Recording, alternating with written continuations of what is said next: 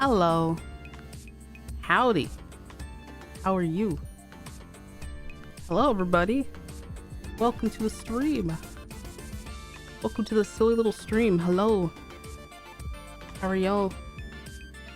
Did we have the intro song playing over Wave Goodbye this whole time? Because I have no idea if it was, but I think it was. A little bit of scuff, but that's okay. Anyway. I want to go ahead and play Wave Goodbye again. Hello. I think I'll have to play it without the intro the intro looping over it.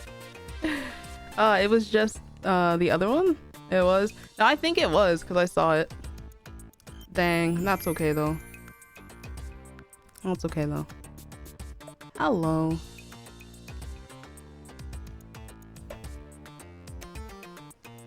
Is chat here? Where did it go? I love how I spend like a few minutes making sure that everything's working, but then sometimes it's not. Okay, there it is. Chat was just Thanos snapped into the void, and now you're all back. Let's go. Okay, I want to play the remix. This one was by Rob KTA. It is called his Disco Tears edit. So let's go ahead and play it again. Dang. Must have been an insane mashup then. With the original intro song playing. Alright, so here we go. How is your night going, everybody? Tonight is gonna be a nostalgic night for sure. Of course, there's some of us here who I'm only sure have just started with Splatoon 3, so the Squid Sisters might not be as prominent of idol figures to you, but if they aren't, well, you get to learn a lot more about them tonight. I want to do more streams focusing on the characters. I know that we do have Marina Day and Pearl Day coming up. Those were organized by Crispy Chip on Twitter, so usually you'll see a lot of art on those days, stories, all sorts of media dedicated to those characters. But I don't think we really have. Well, no, we have Mari Day in March for Marie, and we also have Callie Day in April. But like aside from that, I don't think we have too many fandom days. I want them to become more well known at least. But yeah, let me go ahead and get a pinned message up in the chat. I go ahead and pin that real quick if it'll let me. I like how the pin button is not working. I started with Splatoon 2, so I think you're very special to me. Yes, I think a lot of people joined the fandom during Splatoon 2. It's basically like me going from Splatoon 1 to Splatoon 2. A lot of people are coming from Splatoon 2 to Splatoon 3 and just like finally experiencing, oh man, the feeling of knowing that the newer idols are probably not gonna like fill that space in your heart. You'll enjoy their music, but they'll just be like a certain quality that they don't have, right? So there is that. Let me see. Why can't I not pin this message? I think I need to go to, let me just go into my main chat page then in that case.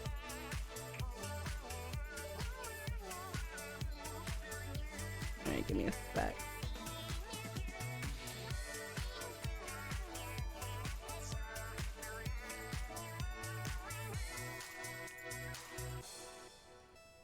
There we go. Now it's up there.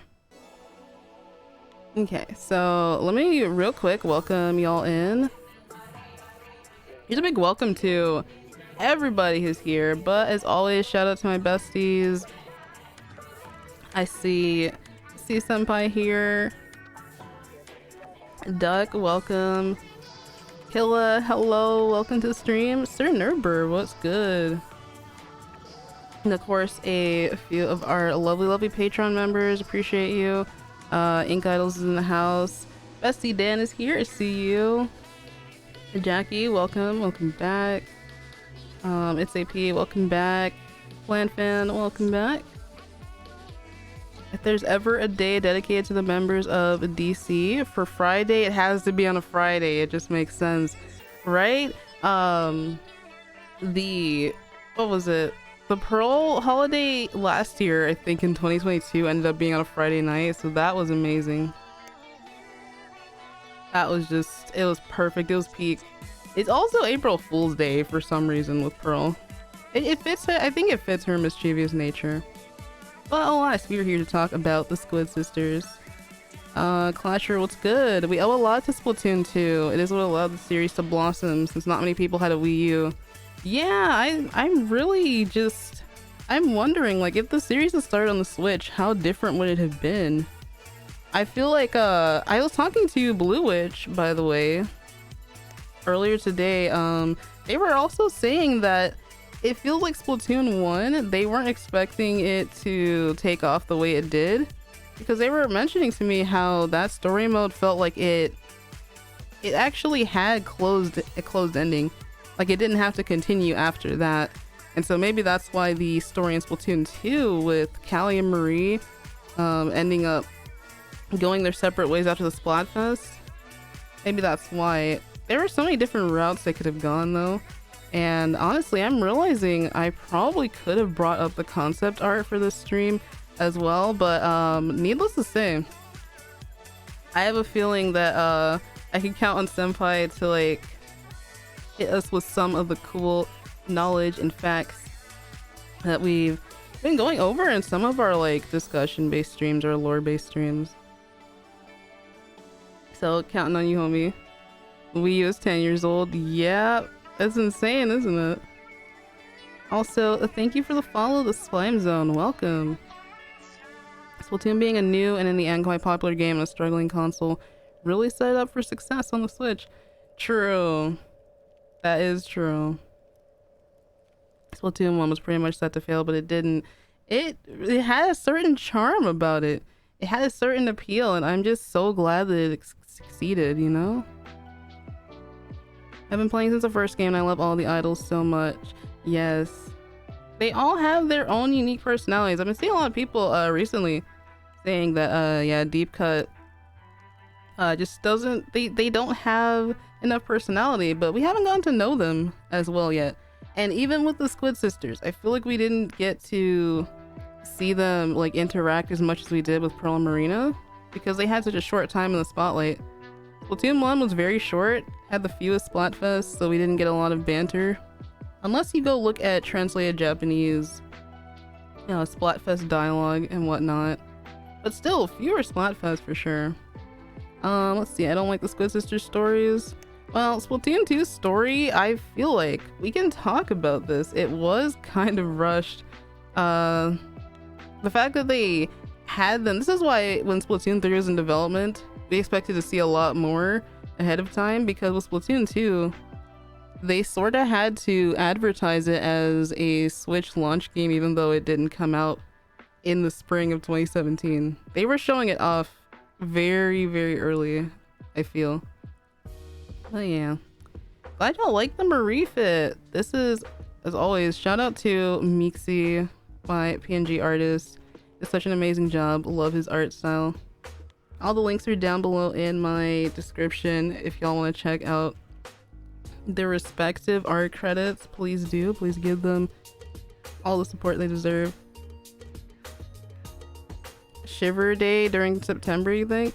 Deep Cut getting the chance to sing with the Squid Sisters in game, not just in the hologram concerts. I think they're gonna be really iconic for that. I'm still very jealous though that it wasn't Marina first, but hey. I don't think the characters feel that way, at least for what we know. Let me see. Seafood Jib, hello, welcome. I missed your message. I'll hop back in soon, no worries. Thank you for dropping by. Superstar Gamer, what's good? I like that the Squid Sisters actually split up from a character development perspective, right? Oh yeah, let's talk about that. They're like the only idols to show the toxic part of the culture. They signed to an agency, and IRL girl groups will have members split off for solo careers. I just wish the plotline itself was more fleshed out. True, this is so true. Like, they're under a lot of stress. And of course, since we don't have... I feel like the Squid Sisters stories try to show that. They try to show the internal monologue of the characters and what limited time they did have. How it negatively impacted Marie. She felt guilty for winning. You know, and it was sort of like tearing them both up, right? But yeah, the Squid Sisters being... I want to say they're more like J-pop inspired. Yeah, I know they've definitely been through a lot. Like, especially being hurled into the spotlight at such a young age. Like, I want to imagine it was right after they were being signed, right after that folk singing competition. Maybe like a few months to a year after that. And then they had to move to Inkopolis. You're from like a rural area. They had to get used to everything. These are the things that we don't see in game or anywhere else. It's all left up to the imagination, like the devs said, right? How long has it been since you last played Splat 1? It'd be super fun if you revisited the story. I did so for the 7th anniversary back in May 2022. That was one of the first things that I streamed over here on Twitch. It was mostly like a lot of Splatoon 2 and Kirby. And then we went ahead and played the entire story mode in 2 streams. Also watched the original concert. I have some clips from the concert. I have the Squid Sisters solos ready. Thought it would be fun to take a look at those. Maserati, welcome. Oh my goodness, we have some of your videos on the menu for today. Which ones? You'll see. Oh man, Deep Cut has only existed for half a year. We had entire games to develop headcanons. Yeah, they haven't had enough time. But I have a feeling that they're more of the comic relief gang, right? And so that's why I don't know, their interactions with the Squid Sisters were really funny. But the Squid Sisters were kind of, once again, they took a back seat in their own story. Like, they were there to look cool, but I feel like, I don't know, I feel like there's a bit of a balance between the Squid Sisters. You got Captain like having their moment as well. If anything, New Agent 3 does not really, I guess New Agent 3 out of everyone doesn't really have a spot compared to Agent 8 and how integral they were in the Octo expansion, which is why people were quick to make the comparisons after playing through both modes. They're sort of, I don't know. Would y'all consider Return of the Mammalians having a Deus Ex Machina? I don't know if I can describe it that way. I'm trying to think about like how it all came together and how often we did see the Squid Sisters on screen. It was great that we got to have Callie follow us around whenever we complete a level. But I wish that they would have had logs like Pearl Marina did. If they, I don't know, if they could have had the time to do that. But then again, there's already like way more cutscenes than any other mode. How do y'all feel? New Agent 3 and Agent 4 having the mid-off of the century?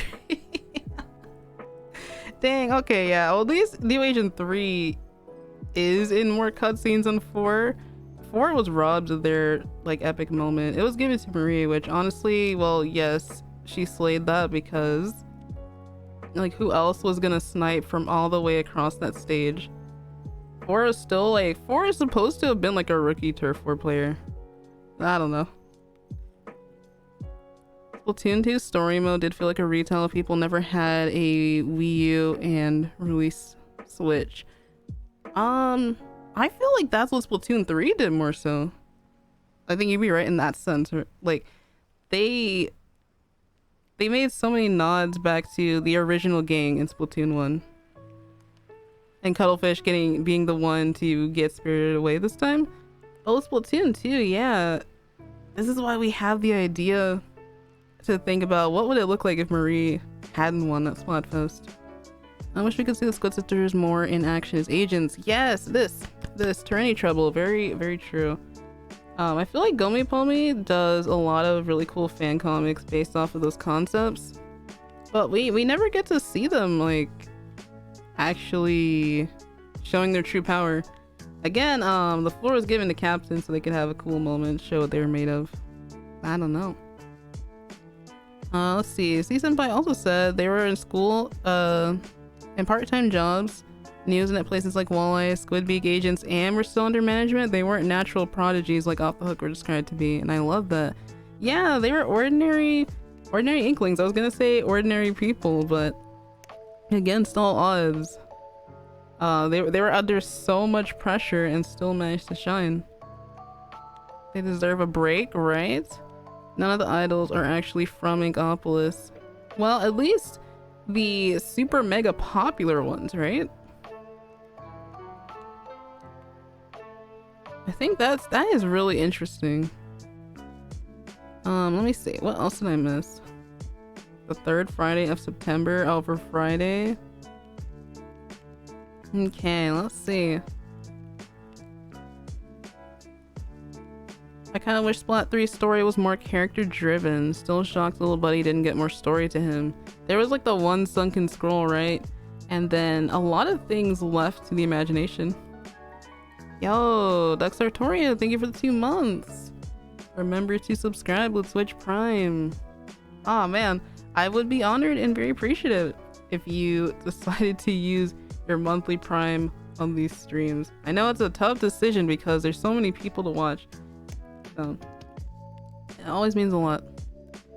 Let's see. Octavio arriving to save it the day at the final moment after not being in the story mode more or less fits the template for a Deus Ex Machina. Yeah, because whenever I think of that kind of moment, Promare, the movie Promare comes to mind, and that's exactly what it felt like. Something that was not taking itself that seriously. And I still wonder where Octavio was. Like, how did we not run into him at all?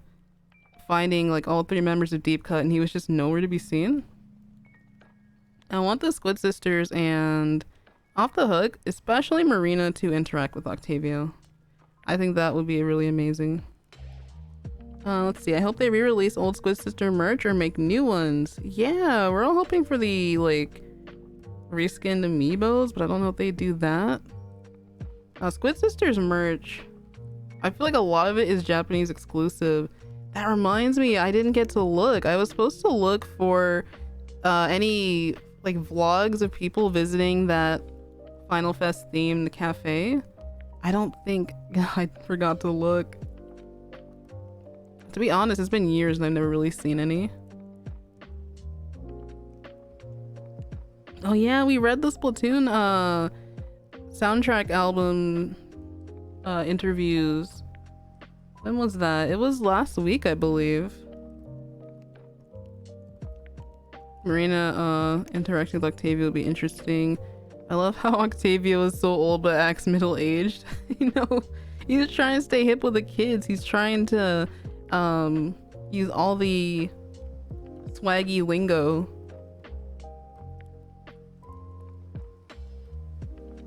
Oh, there was another listing for the Squid Sisters tote bag. It looks so cool, Doug. Yeah, you're definitely gonna have to like send us pictures of that. Or like post them. Or wait, did you get it already? Against all odds, they made it to stardom and then it was ripped away from them, right? We have a narration of the Squid Sisters stories in today's playlist as well. I think it's towards the very end. But we can take a look, take a little gander at some of the videos that I prepared, just so we can have more things to talk about and react to. But I know that everyone's like full of thoughts and ideas, so as long as we can get those out there before that as well, I think that would be pretty chill. Yeah, we only got Squid Sisters plushes and amiibo. Do we have any? No, we don't. Off the Hook has Figmas, but I'm surprised they did not go for the Squid Sisters. They have done like way more complicated characters, so I don't think Callie's hair would be a problem to sculpt at all. I'm surprised. That just goes to show how popular Pearl and Marina were, especially in Japan. Octavio. How do you do, my fellow squids? My fellow octos? Found pictures of the Final Fest cafe, but no vid yet. Maybe they didn't allow them to film. Maybe that was like another guideline or rule. Because yeah, I've never really seen any vlog footage. I don't know if they'll do anything like that again. They didn't do it for the Splatocalypse. They just had these special pre-order edition jacket sleeves that you could get. But yeah. Pearl and Marina have a Wikipedia page, but not Callie Marie. Oh my goodness. No way. The Inkadia page is what I usually take a look at. Squid Sisters Cafe looks so nice based on the pictures I've seen. Right? Let me see.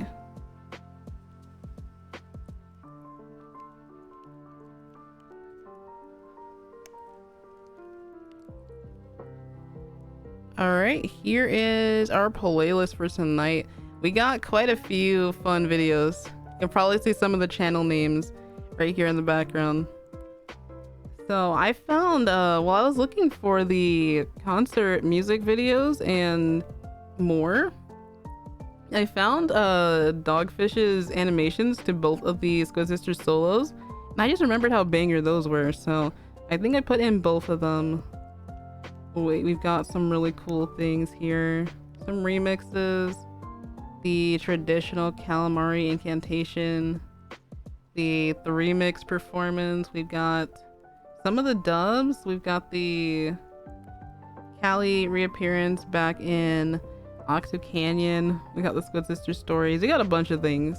There's about 17 videos in there. 17! Just all the things I could think of off the top of my head just for us to share and talk about.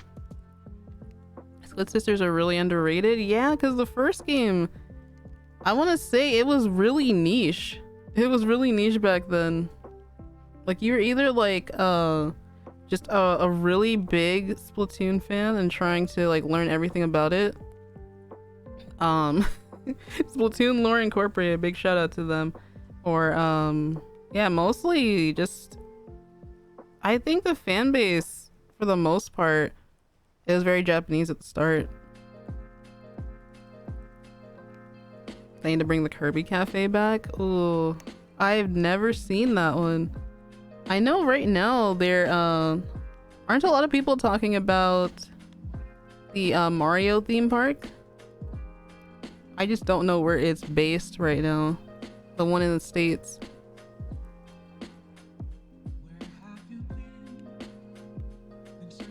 Let's see. Let's go back to this message. The Squid Sisters are iconic and famous, but they aren't as developed as Off the Hook or as interesting and cool as Deep Cut. Oh man, Deep Cut's got like an air of mystery around them because they're bandits and that's their no, their side gig is actually the Splatcast. But honestly, that's just the thing. The Squid Sisters had so much that they do in the background, we just don't see it like with the other characters. They walk so that everyone else could run, y'all. They have so many layers to them that you wouldn't really know without reading outside material, and that's what sucks. That's what I wanted to talk about. The fact that they influenced every other group after them, but like unless you just read up on everything, you wouldn't be able to tell just by playing the game alone, just by looking at the sunken scrolls or whatnot. Then again, I think their like most iconic sunken scroll is in the first game with that folk singing contest.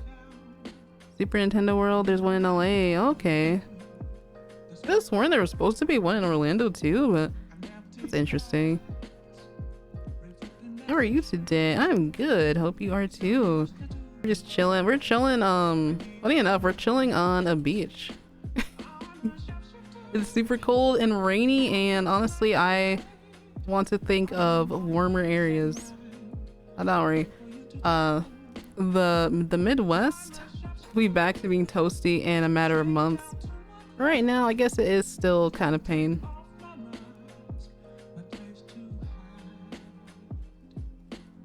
They influence the other idols, Marina mainly. Yes, you can't tell me Marina doesn't have a Callie Marie incantation cover recorded somewhere on some computer of hers. She has to. She definitely has to.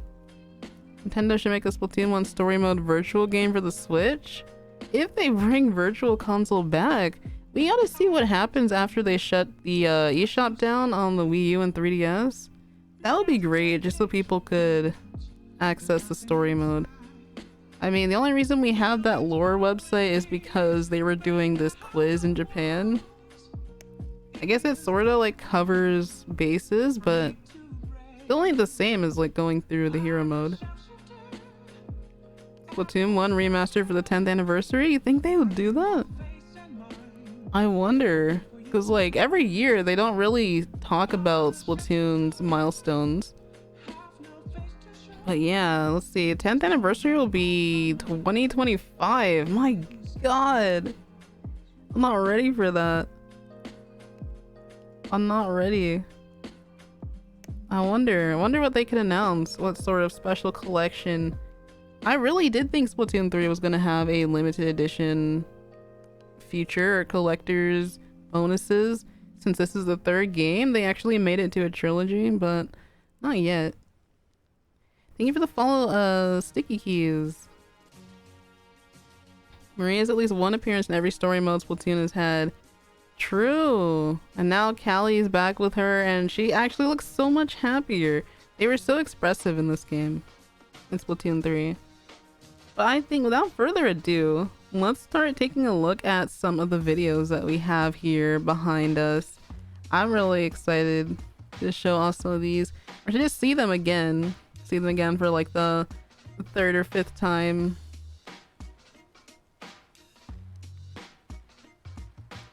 But I know this could get a little bit chaotic, but I will ask anyway. If you played Splatoon 1, whose team are you on for the last Splatfest? Marie or Callie? And even if you didn't play, well, there comes a point in time where we have to revisit that theme. That's the one that decided Splatoon 2's story, as it did. Never played Team Callie. Marie as well. I want Splatoon to have movies where we can explore more of the characters. I imagine the first one could start with the singing contest, right? That's my hope for like animated shorts, so they could focus on small moments like they did with the Pokemon Twilight Wings series. Didn't play the Final Fest, but I would have been Team Marie. Base Dan. Callie's cool, but I don't know, there's something about Marie. See, I love Callie. I love her like energetic personality, and her eyes are super pretty. I've always thought Callie's eyes are super pretty, but like on a personal level, I relate to Marie a lot. You need both of them to form the group, right?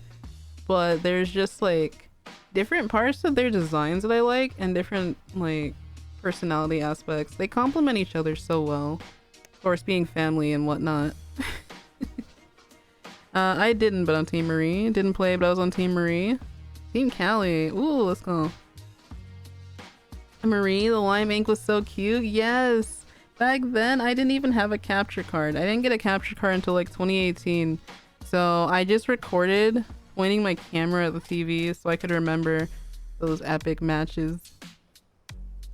Ninjala had a mini-series before Splatoon. Yeah, I think Senpai mentioned that in another stream too. I can't believe it. And it was a long-running series too.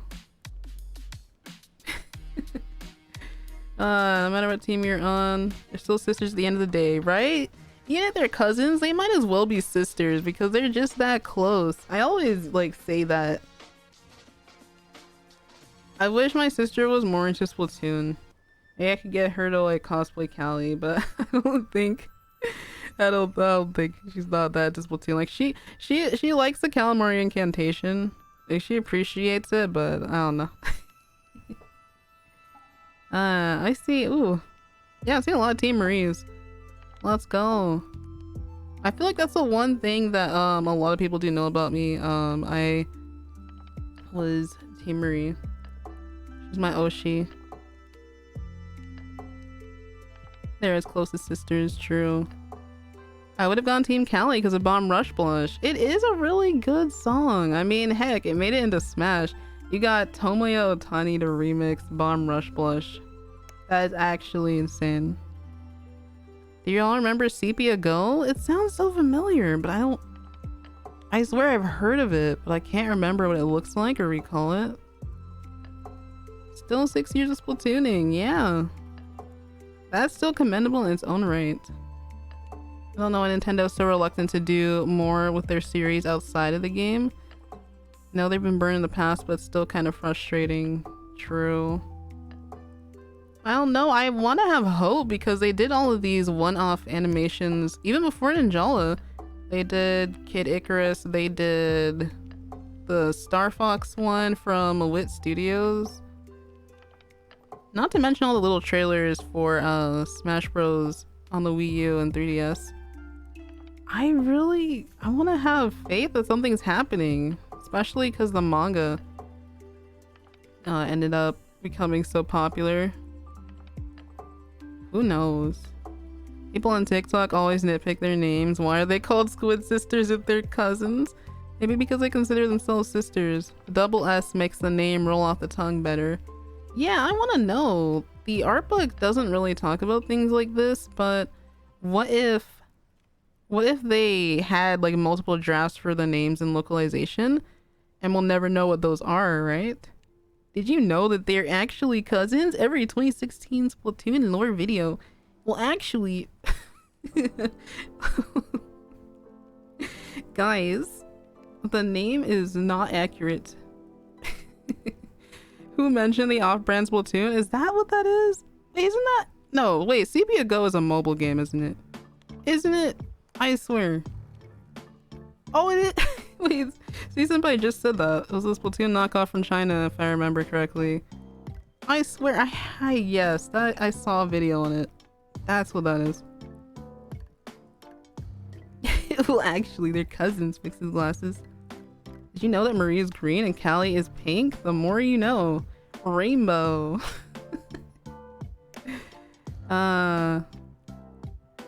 Yeah, no, Splatoon 3 story mode made me more of a Callie enjoyer.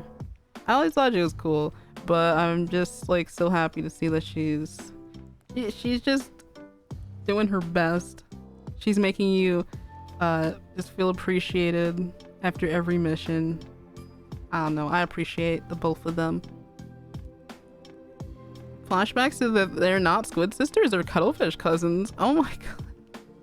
Yeah, honestly, I don't know what the difference would be between Cuttlefish and Inklings. I feel like they would look very similar, just maybe the only difference being longer ears and teeth. I mean, well, Fry's an Inkling, right? But it just goes to show like how much customization there is that we don't have access to. Rasika's posted around the time Splatoon 3 first released some of the art book designs, how in Wet Floor we have some really interesting Inklings who have blue skin just because they chose to. They also have a lot of like unconventional tentacle styles in Ink Theory as well. I think that was another group. There's so much beyond the realm of what we can customize that it's actually insane. So I feel like they could just be similar. Inklings and Cuttlefish, you know?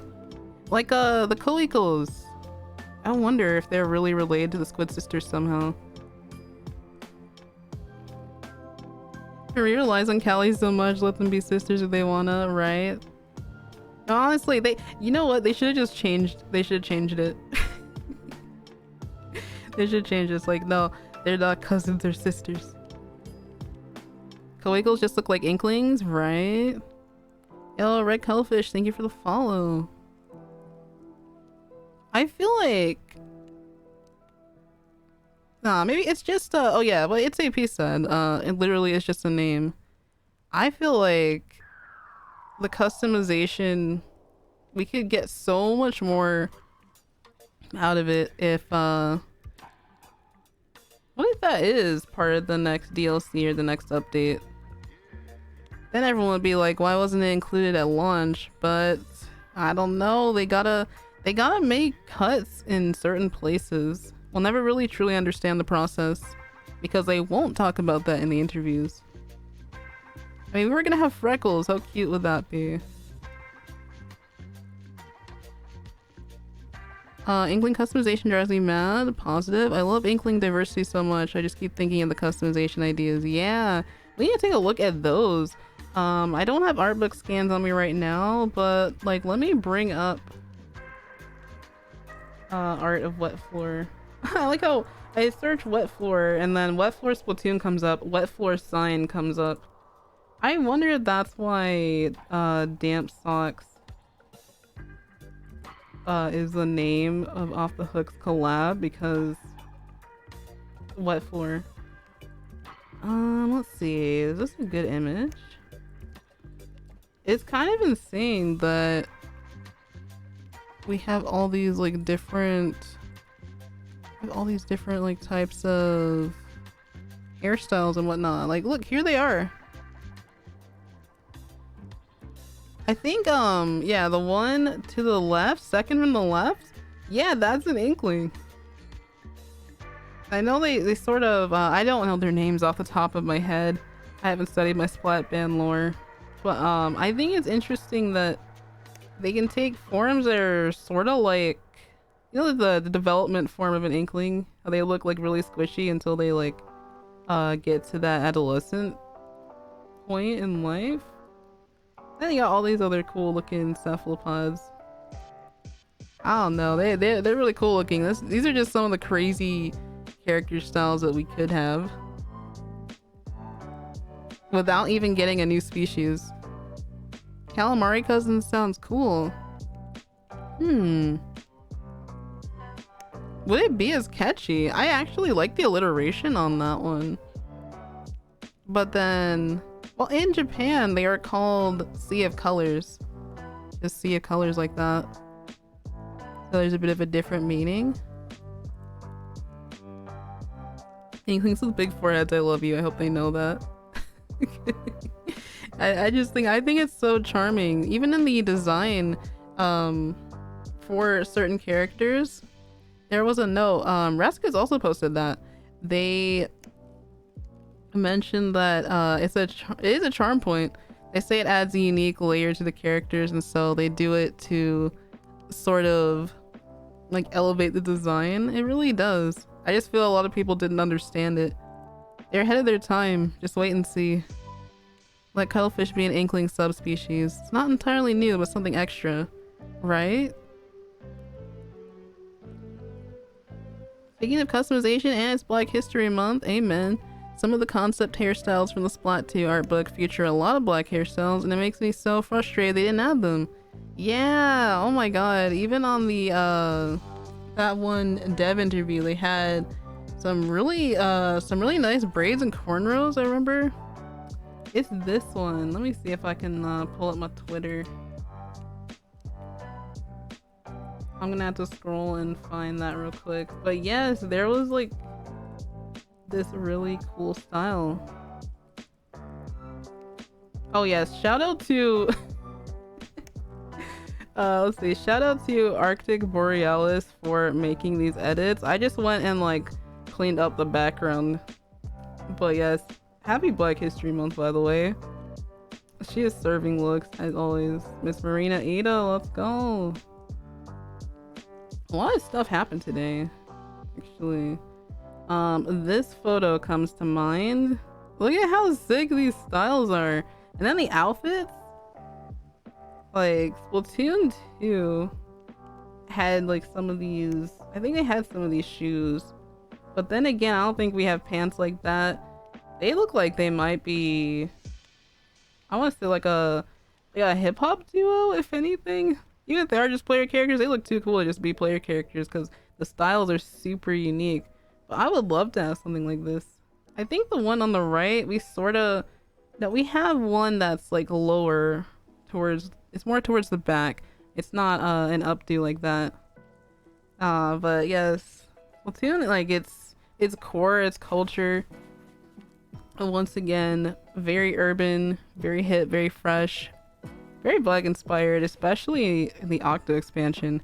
I mean, I don't remember who originally posted this, but way back when, shout out to the person who noticed that Pearl and Marina's outfits were sort of very close to Biggie and Tupac's, because I don't know. I love that image. It's one of my favorites. One of my favorite things. There aren't any crop tops in game. Well, aside from Marina's outfit you get from her amiibo, and then the Octarian, the Octarian armor? We don't have it back yet in Splatoon 3. Yeah, welcome back, Duck. I can't wait for this game's art book. Oh, it's gonna be so good. I'm really excited to see what Big Man could have been aside from a manta ray. If they want to show us that at least. But yeah, we should get all of Deep Cut's like early concept designs. Imagine if they were gonna be like an all Octoling trio.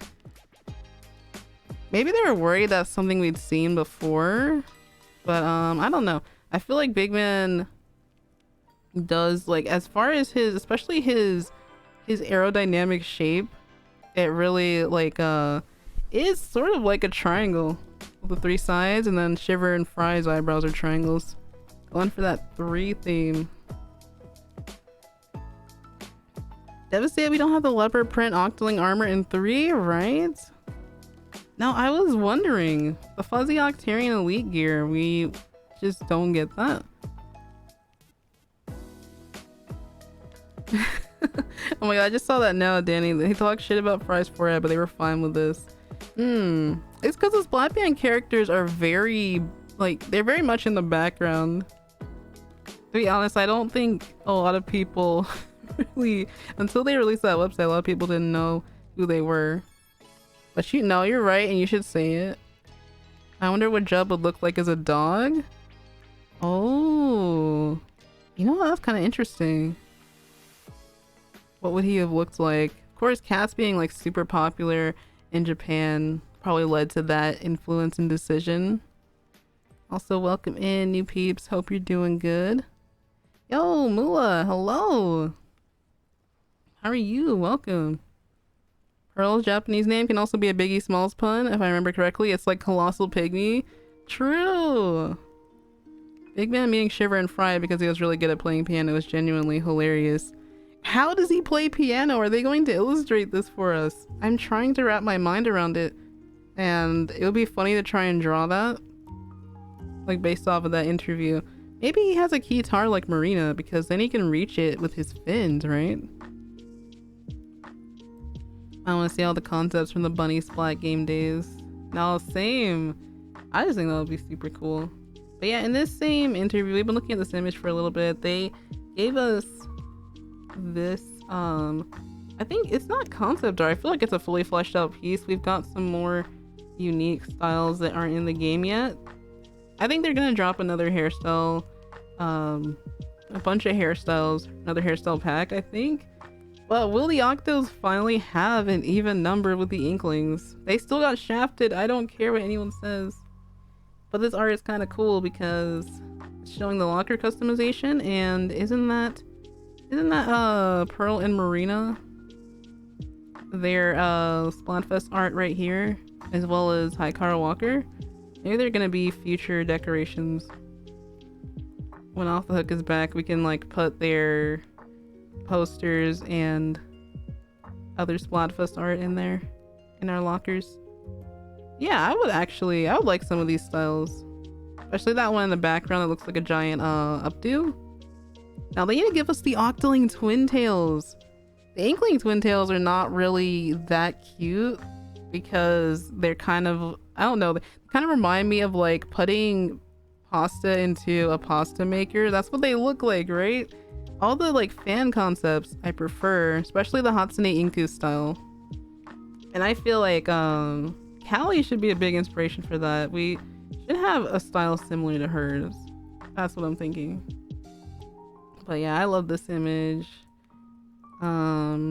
This was also where they dropped the world map. And Callie Marie County's off to the right. You know who's there. You know whose hometown that is. Hopefully we see more of that soon. If they draw another map. I don't know. I want a long Octo hairstyle so bad. Definitely not for OC reasons. Oh, we deserve it for real. I know Marina, like, it probably also shows her age and maturity, which is why they let her grow it out. But you know what happens if they cut their tentacles, right? Oh man, it's so hilarious that that's the thing. The little octopods just coming into existence. Callie Marie County off screen too. Wink wink. Maybe a DLC can unlock that area for us. I hope so.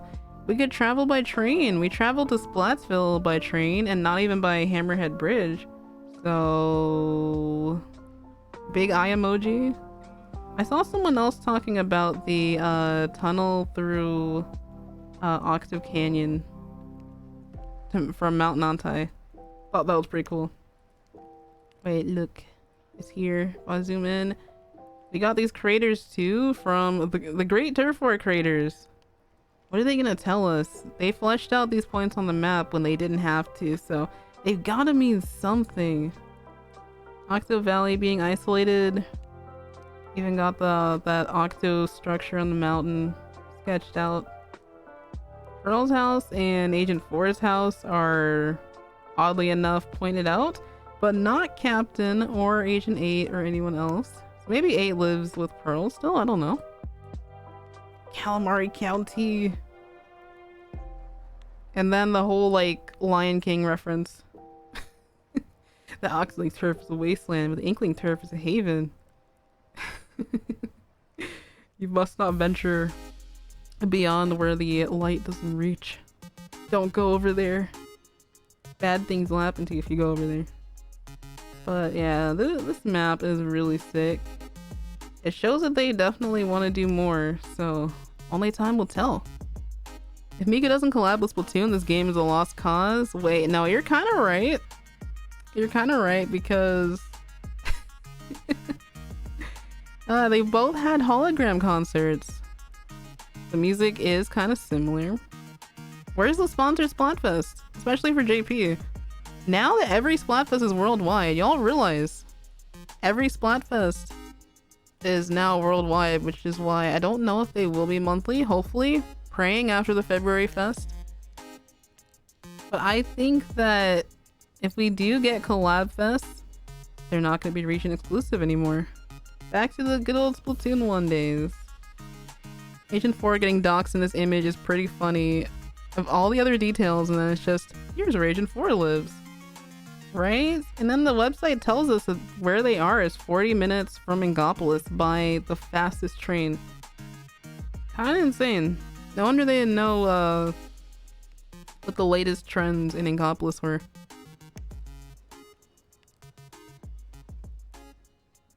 Let me see. There may be a direct coming up soon. Maybe. I don't know if it'll be... It will be announced after the Splatfest, I'm thinking. We shall see. Also, welcome in. Hello. Hello, Fancy Tunes. Hello, Naru. Welcome. That one drawing of Powerpuff Girl Handsome stole the tiny hand zoomed in. Oh, God. That's how Big Man holds things? Wait, no, that's true. You're right. I dodged the direct rumors for a while. That could be fun. I wonder what they'll show off. I mean, it's definitely time for us to see more Zelda. I think after last year's direct, I don't think they're gonna delay it any further. So once Zelda's out, also they focus on eyes. Let's see. Ooh, Octoling double braids like Bayonetta. That would be nice. Come on, Callie definitely had some influence on the Octarian population when she was down there with Octavia and the rest of them. Don't 8 and 4 live together in that Tower Records artwork. Let's see. I'm gonna use that exact term to search it up. Yeah, they were roommates. Oh my god. There is a high quality version of this on the Splatoon base art gallery. But this one, yeah, they just chillin'. I swear we only really get character interaction through art pieces like this. Isn't it something? I'm praying for a Sonic, Tails, and Knuckles Splatfest. It's too perfect. Oh, definitely. We might get the Triforce one before that, though. No more collab fest just to spite the Western world? How could they? No! The overseas fan base is growing. Japanese label that collabs a lot with Splatoon in ways I can't remember. I think they produce the Splatoon releases. I actually don't know what the label is. Oh. I love that little dude, the table. The table. Also the soundtrack and the booklet are like displayed on there. As well as, look at all of this beautiful product placement. But yes, man, if I knew how to actually, would you call it sculpting or is it carpentry? Maybe I could find someone to make a table like this. I used to be obsessed with natural tables made out of tree trunks. They just preserve it. If someone could sculpt this, that would be so cool. It's literally the shape of a squid, like the squid phone cases they used to have. Man, Splatoon is so cool. They put so much thought and effort into the design of the world to make it feel so believable and alive. I really appreciate the artists and the designers and the writers, everybody. Splat 3 feels like we haven't gotten as much art like this. I'm sad. Yeah, I feel like the dev team is sort of just, they're split between so many things right now. I think Agent 4 showing 8 the Splatoon 1 OST because they never got to hear it themselves, right? No, that's totally what's happening. And I love the like different colored earbuds that they're wearing too. If I zoom in, probably find the link to the gallery. But yeah, no, that's so cute. Triforce Splatfest with pastel colors. Pastels, you say? That could be interesting. Yeah, I feel like they could do both Sonic and Zelda Splatfest. Whose charger is that? Oh, it's like a regular Firefin Splat charger. I wonder. It could be 4's though. I feel like they're very inspired by Marie. Because you know Marie is a really cool charger main. This picture will cause apartment envy. Remember when we were all so hyped up for apartments? Because Splatsville looked like such a lived-in city. We thought, oh, surely they're thinking about it, considering it even. I feel like that's another like a post-launch DLC or other content update. We need world building. Yes. I hate how people on the apartment thing, right? I hate how people were like, most people, not all people, they were like, if you just want to like decorate a room, go play Animal Crossing. And it's like, no, it's not the same. To be honest, Animal Crossing doesn't really have the soul and charm it used to, but these are the same, some of these are the same developers. They could put it like a few nods in if they wanted to. Plus that Splatoon 1 loading screen, you mean to tell me that they haven't considered the idea at all? Most Splat 3 artists 3D too. Maybe they're still trying to find a 2D style. Oh yeah, you're right. Yeah, they're doing a lot more like high detailed renders, especially for the magazine releases. Splatoon 4? You guys are crazy. Wait, who said Splatoon 4? Who said Splatoon 4? Oh, I see. Apartments in Splatoon 4. Damn, that's so far away. Child, I cannot actually imagine that right now. It just feels like it's so far off in the future. I think it's definitely possible if we're getting games like Metroid Prime 4 and Pikmin 4. But I don't want to think about Final Fest for Splat 3. That's gonna tear me up. And if they don't have the Squid Sisters in the plaza, Cuttlefish, anybody, then what are they doing? We already missed a chance for them to be there with Pearl and Marina. I'm really surprised that the Squid Sisters were not in Ingopolis Square for Final Fest. They went through the trouble of drawing all the characters together, recoloring the outfits, giving Callie Pearl's crown. They gave Marina's headphones. Let me show you what I'm talking about. But I feel like we've all seen it. Okay. Splatoon 2. They went through the trouble of giving us this insanely detailed piece. Is this the... That's not a high-res one. I need a, like, really high-res one. That one is a fan one. Surely. Well, let's see. Let's go ahead and click in anyway. Yeah, well here's the Squid Sisters. They went through all the trouble of doing this, right? Where'd it go? They went through the trouble of like redesigning their fits. And they look so cool. I was hoping, hey, maybe Callie will be staying next to Marie in the plaza. But then I guess they would have had to put them in the idol outfits. The amiibos, scanning them in didn't actually do anything as far as the recolors. But Pearl and Marina would at least display their outfits. I don't know, it's just the small things. It's the small things that we would really appreciate. I made apartments for my Splatoon OCs and Animal Crossing, just had to use a bunch of custom designs. No, I bet that slaps though. I bet it looked really cool. It's too early to think about. I love the color the headphones are using is the ink color of the other person. It just makes you think about how things work. Shoe collectors are still funny to me even in the most hedonistic game ever. No, that's really good.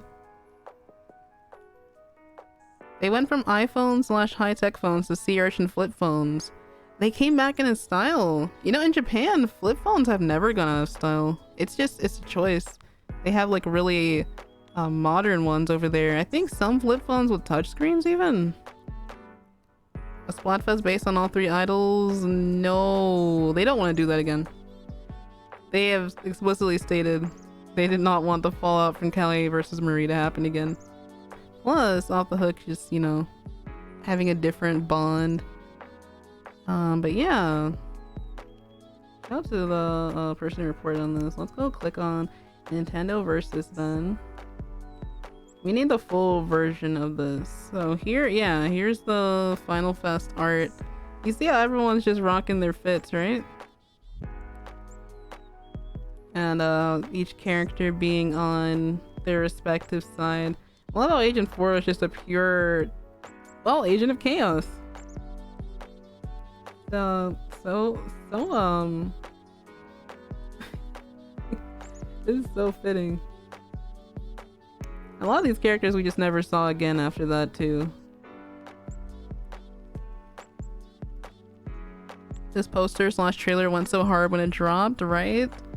Marie with Marina's original headphones is so important to me. No one understands. Now I wanted to write something based off of that so badly.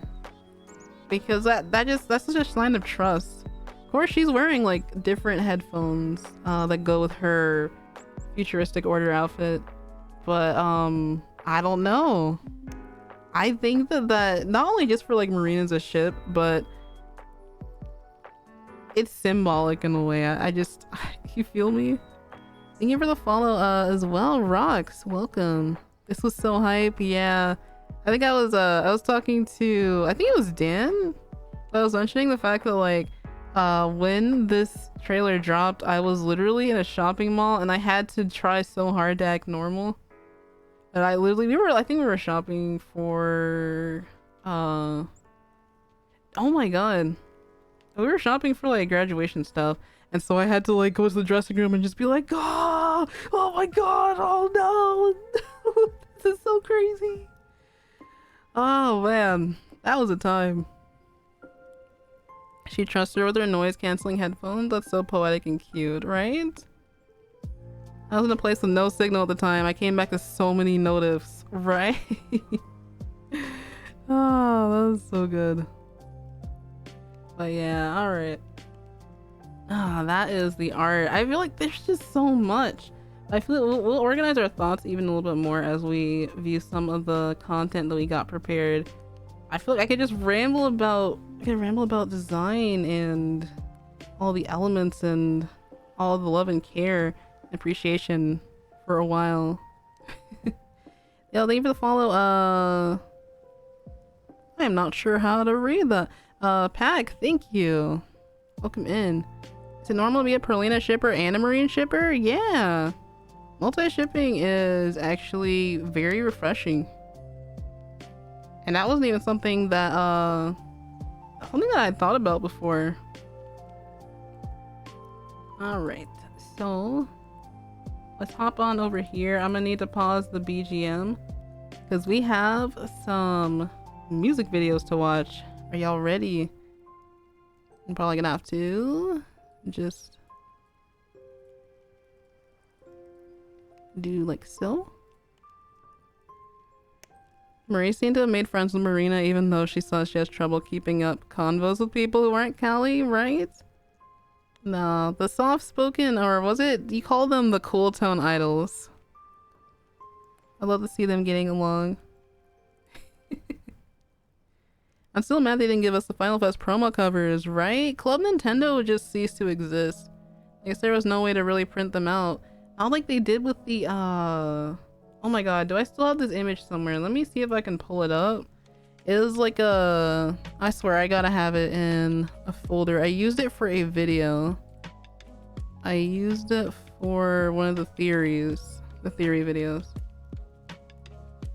This, oh my god. Like we had these for the Splatoon 1 Final Fest. We could print these out and put them in place of the original case. See, I wanted these so badly, but in the end never really got around to doing it. They really hyped it up the way they they really marketed it around who was your favorite, who would you die for, literally. Like who is your Oshi? Oh my god. But with Pearl and Marina's it was more like chaos versus order, so they're ideals, not just which one do you prefer more. The first animator's so awesome. Yes, Dogfish is so cool. They're super cool. All right, let me see. They sold Wii U bundles just for the Final Fest, if I remember correctly. Oh, true. That's also a thing I remember seeing. They also had the shirts. I think there was like a rare Wii U bundle that went around that had, okay, it's so insane because they will never do this for the Switch, but they bundled Mario Kart 8, the original one, and Splatoon, and it was super rare. I think my friend got one and we were back in uni, and I just thought, wow, they actually put 2 games with this system. Kind of insane when you think about it. Okay, let us pause the music real quick. I love this I love this song. I think it's from the Zelda and Chill 3 album. That one playing in the background. Okay. Alright, without further ado, y'all, let's get into tonight's playlist. And it's muted. Hold on. Theater mode. Might need to move this to the right a little bit. There we go. Alright, so this first one is a Tide Goes Out animation and is by Dogfish. I think they also go by Receding Tides on Twitter, so let's get into it.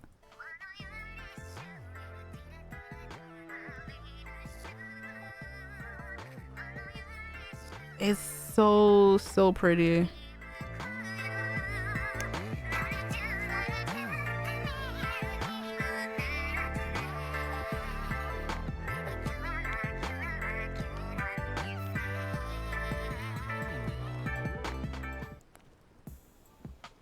And then that goes right into our promotional video for Tide Goes Out. But with that animation, I really loved how the shapes just blended into each other like actual ink does. And just showing those different moments between the Squid Sisters and what led up to story mode. It's very symbolic.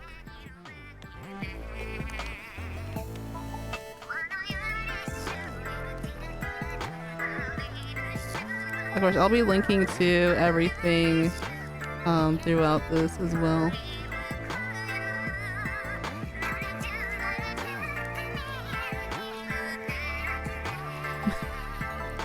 I was out of town for Splatoon 1's Final Fest. Oh no! Oh my god. I would, to be honest, like I was still just getting into Splatoon, so these days I probably would have just been like so bummed out about it. But I think, I don't know, I really would have felt like as time went on, I would have really felt like I missed out on just one of the best, like the super highlights of Splatoon.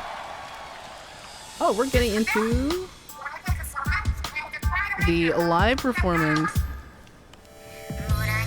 I'll never forgive them for not giving us their high res renders. Oh, right?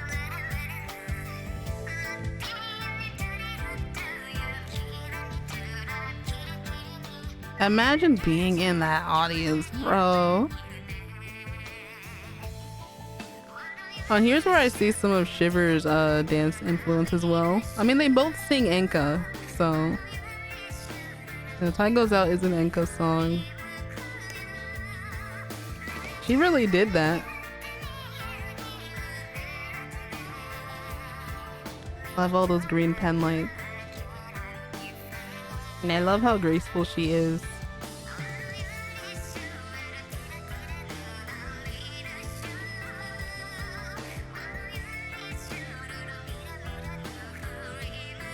Like, this was supposed to be... I think it was supposed to be a love song as well.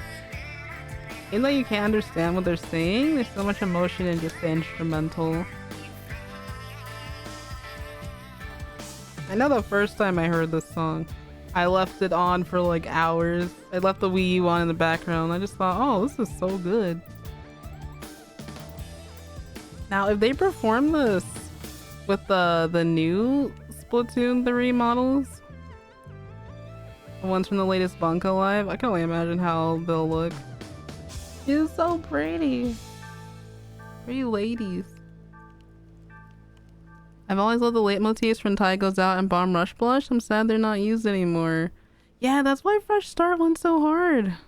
Oh my god.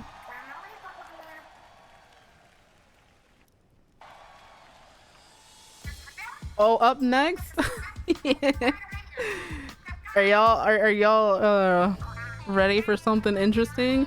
Here's Wasaretti's Tie Goes Out performance with Callie. Oh man, this was life-changing actually. It's so different seeing Callie have a more reserved choreography, seeing her doing Marie's choreography.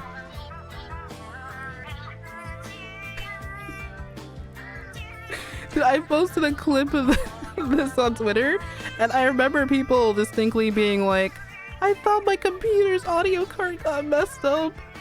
And I'm like, what? Callie Marie's singles were done dirty. They didn't get the attention they deserve. No, that's true. Oh my god, Marie's idol animation. She looks so pissed. I don't know. She's communicating her singing to you telepathically. That's true. She's psychic like Mewtwo. It's all in our minds. Every single person in stream. Dude, no, I love the recolors. Of course, the Squid Sisters look good in like any ink color, but I just thought this was so unique.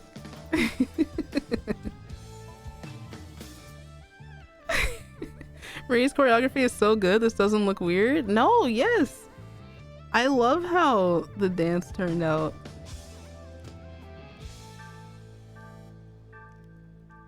So big shout out to Wasaretti for coming up with these wonderful video combinations. We do have one for Bomb Rush Blush in here as well.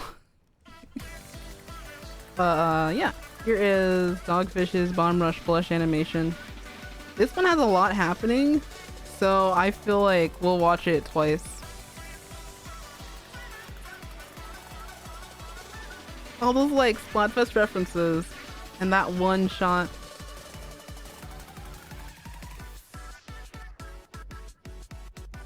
This is so cute. See, this is what I say when I mean that furry artists draw some of the best Splatoon art out there. But, I mean, aren't we like... We have Inkstones. We're like halfway there. But yeah, this is so good. 0 days since Callie put the shades back on. I like that little detail.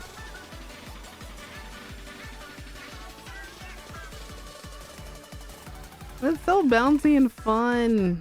I love her smile. I love Callie's smile. That's one of her like charm points. I feel like all the idols have charm points with their like beauty marks. But yeah. I swear I commented on this one. Did I? I guess I commented on Ty Goes Out. It would have been at the top. I would have put my comment there somewhere. But it's so cute. Buff Callie? Oh yeah. Peak it is. You could redo these videos now that you know to properly edit the models. Yeah, I'm looking forward to your newer stuff, Wester Ready. So exciting. Have you seen the Bomb Rush Blush Rhythm Heaven video? Oh no, I haven't. I don't think I have. How long is that one? We have the original Bomb Rush Blush after this. You'll probably go ahead and look for that one. Of course, the OG. How is this not in my likes? I swear. YouTube be taking things out of my likes. Buff Callie Truther. So true. Yeah, but I love how energetic her choreography is. It was so fun to see all the different creators like learning it and posting their covers as well. Oh my god, old Arrow on them all. Do you think anyone will miss the mall if it doesn't come back? I honestly feel like Splatoon 2 made it a lot better. It wasn't as cramped. Here's the old museum. They got to film their videos on all the Splatoon 1 stages. Oh my god, old Flounder, old Mahi too. And the Jelly's getting married in the background? Yeah, there they are.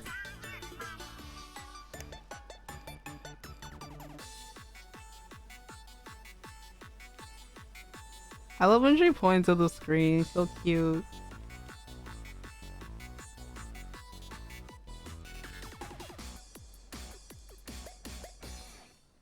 And both of their singles just like showing off so much about their not only their personalities but their passions too. Here's the live version. I think Bomb Rush Blushes and Ty Goes Out choreography is my fave out of anything else. Oh, fair! Cause like, I think the Ink Me Up choreography was really good, but as far as like Maritime Memory and any of the other songs, maybe aside from Callie Marie Incantation, these are the most memorable.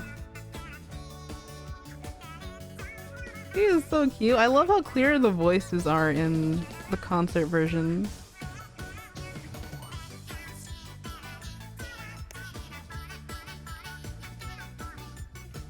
That's like my favorite pose.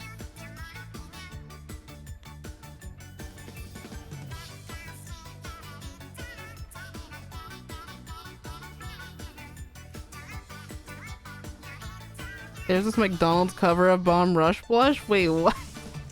Tell me why I found a low-res version of Fins in the Air, but it sounded like it was playing from like your next door neighbor's apartment or house. So I went and edited my own version and added the reverb. It was such a crunchy file, I loved it. I think this is the last Bomb Rush Blush. I can go ahead and look up the Rhythm Heaven one. This song makes so much sense as a ska track. The live versions are the best. Truly. Oh my god, Mula, you just reminded me that I was gonna look up the oh my god, okay, this move is so cute. Please, her hair just like going everywhere. It's so cute. I love how they animated her hair. My god. Oh my god, it went right into the next one. Okay, here is Wasaretti's second video. Marie doing the Bomb Rush Blush choreography. I gotta look up two of the videos that y'all mentioned. But yeah, for the live versions of the songs, Color Pulse has this really good like bass riff at the intro and at the end that fills in the gap that the normal song leaves, and I think that's so interesting. But Marie's eyebrows, they're so iconic. Oh my god.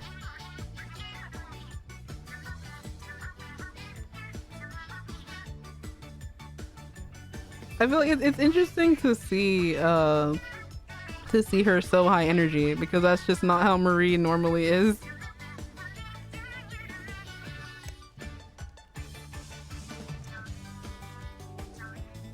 Let's see. Title Rush, but they switched sides?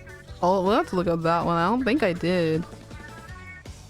Oh, we also love the camera angles. I will watch Takagi 2019 Tentalight multiple times a week for Acid Hues and Color Pulse alone. Yes. Oh, this is so good.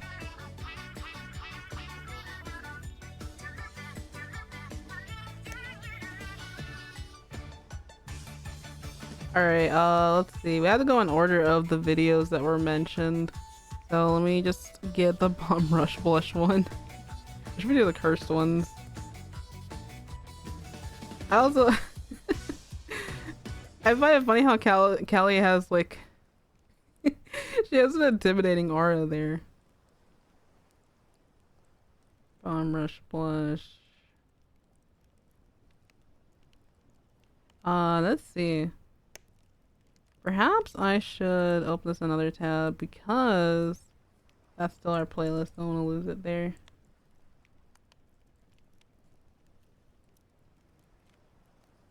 Let's see.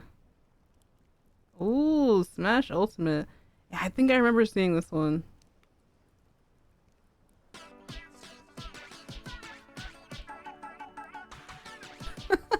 Agent 3 and Agent 8 too.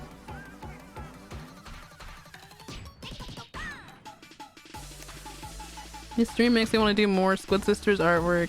Ooh, that would be banger.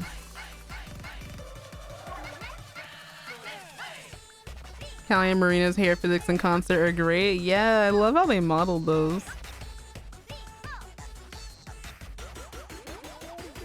Ooh. Oh my god, sea cucumber.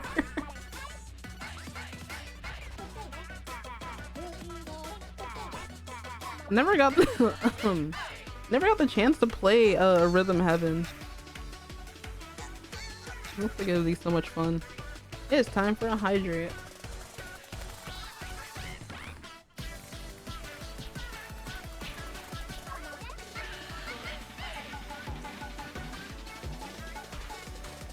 I wonder if that stage is Inkblot. It looks like it is, sorta. You got that little Briscoe poster on the wall there.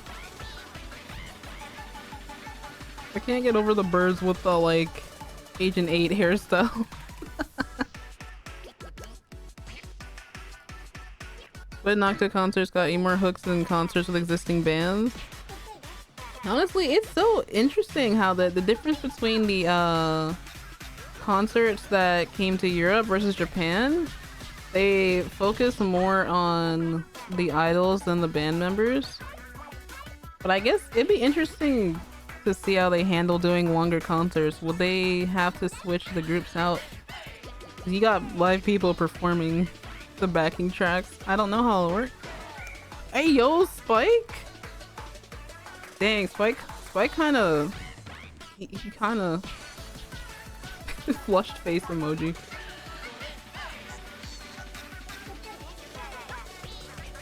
This keeps getting more and more intense.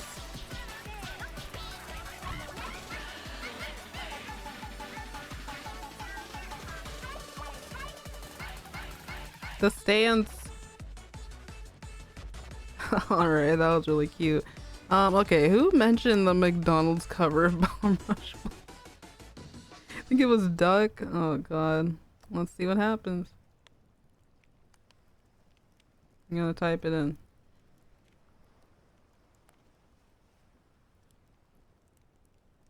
Cursed Splatoon images while Bomb Rush Blush plays.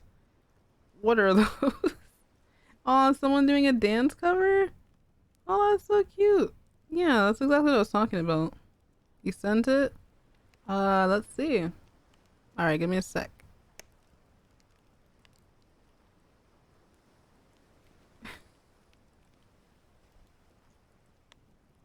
The what cover? Yeah, we're about to find out. We are about to find out.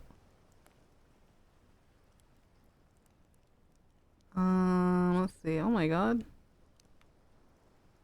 This is gonna be cursed. Can already hear it in the background now, can't y'all? Okay.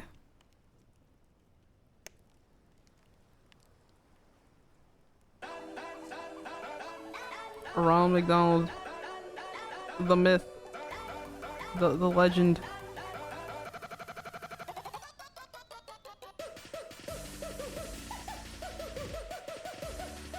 You know,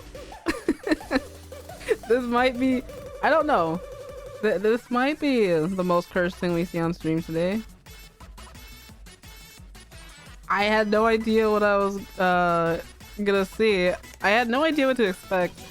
Not a clue. Not a clue in the world. I guess using some of the commercials, they were able to make a remix. What is this? It is basically like a YouTube poop. Oh my god. I don't know, y'all. I don't know. Unironically, could see this as a real McDonald's and Splatoon collab. There was already a fest for it. Yep. Nuggets versus fries. And Nuggets won. The chicken nuggies won. They were super powerful. Yo, he had a tracksuit? I had no idea. Wait a minute. I don't think I've even seen Ronald McDonald around much these days. The most I see is like Hatsune Miku with the outfit colors. Yeah, stuff like this is an art though, for real. Oh my god, the burgers. Please, I have no idea what's happening. The McDonald's invasion of the stream. I can't.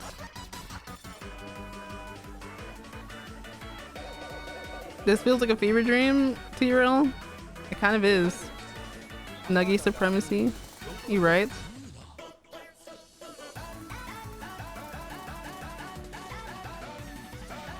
Five Guys versus McDonald's versus Jack in the Box. I feel like, man, I don't know. It'd be interesting to put Burger King in there somewhere. I feel like that's one that's like in every state. I don't know about, I feel like Whataburger is only a Texan-ish sort of thing, unless they're like branching out to other areas. In-N-Out isn't only California, because they have one here. I don't know. I guess Burger King's kind of fallen off lately. Used to have a lot of memes. But there we go. That thank you for that experience, Duck.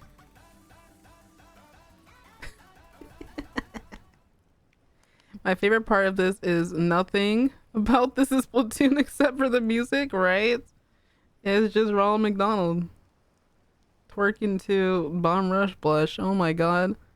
Not even sure Jack in the Box is still in business. Oh, there's plenty of Jack in the Boxes in my area. And now it's in other states now. Yeah, we got one in my area too. Yeah, you know, all the food that we used to love as a kid, like now that you're like grown, it just doesn't taste the same. I think it's because not only are they like changing the ingredients, but I think a lot of things were sweeter to us as kids. Maybe it's just our taste buds being different. Let's see. Someone mentioned the Shiver, but it's Callie solo. Danny also mentioned the. You might want to send it to me though. We're here on Wasseredi's channel as well, but I don't know what the video is in question. I think it was, what was it?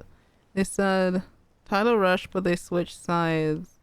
We have Title Rush if Marie lost the Splatfest. Banger design, by the way. Really love the gas mask there. I bet I could search Title Rush on here as well. But they sing each other's lines? Is it this one? Is it the one right here, the second one? The remake. Oh, okay. Alright. Little Debbie's, oh my god. Yo. Old school snacks. I've always wondered, where does the gas mask come from? It's in the art book. Is it in the art book and I just missed it?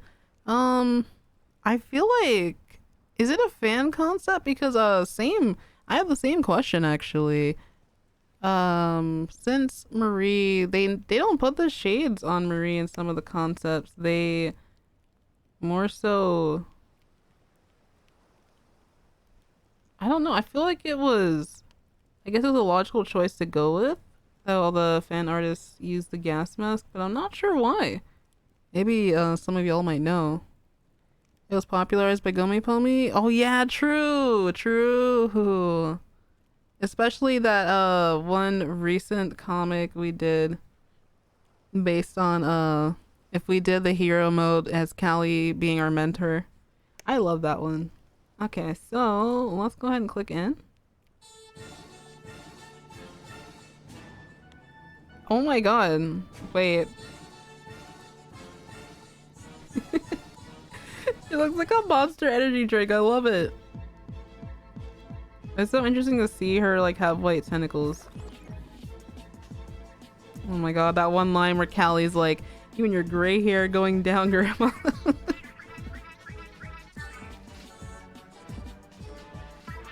And it's so cool seeing how the choreography changed up just for Octavio's performance. It's like Callie in her bad girl era. This outfit just ate down so bad. Oh my god. That's why I think for a while everyone was drawing Marina in this fit too. I think that's the no, out of any crop top in Splatoon so far, that one is the shortest. I was in Squid Rider's stream when they were doing art requests. And I remember they were like, bro, they really put a strap on Callie's design. They knew what they were doing here. That's part of the leggings, I think. But honestly, like, I don't know, if you wanna visualize it a certain way, I mean, I suppose you could. You look at the gloves. The gloves look so cool.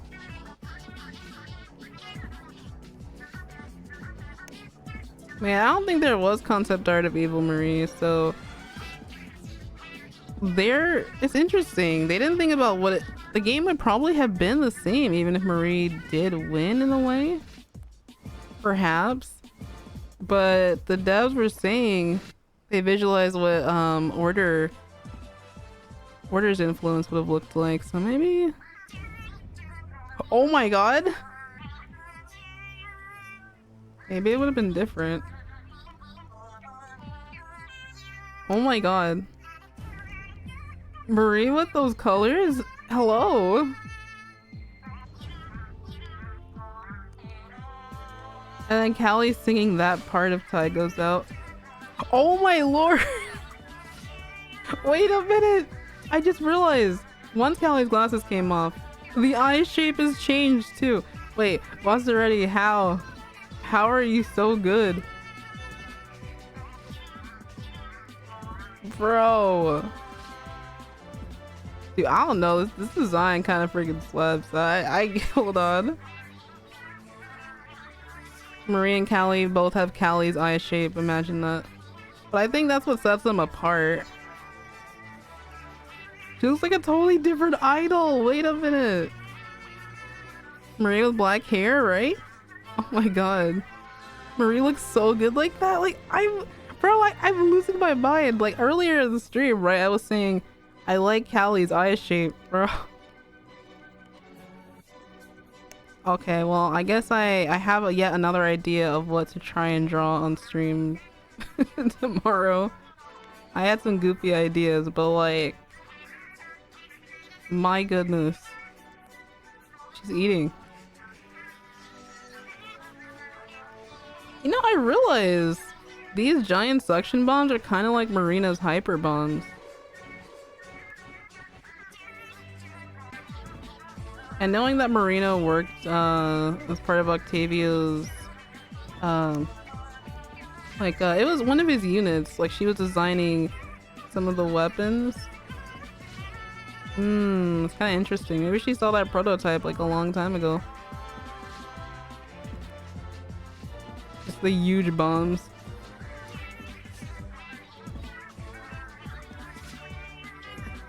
Oh yeah, the Splatoon Undertale mashup. It does have Squid Sisters vocals in it.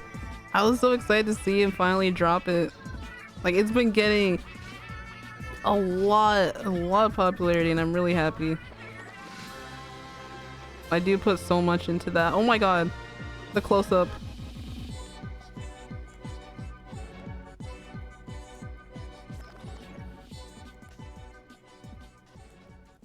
The game was playing slower than usual here. Oh, I thought the footage was slowed down for dramatic effect.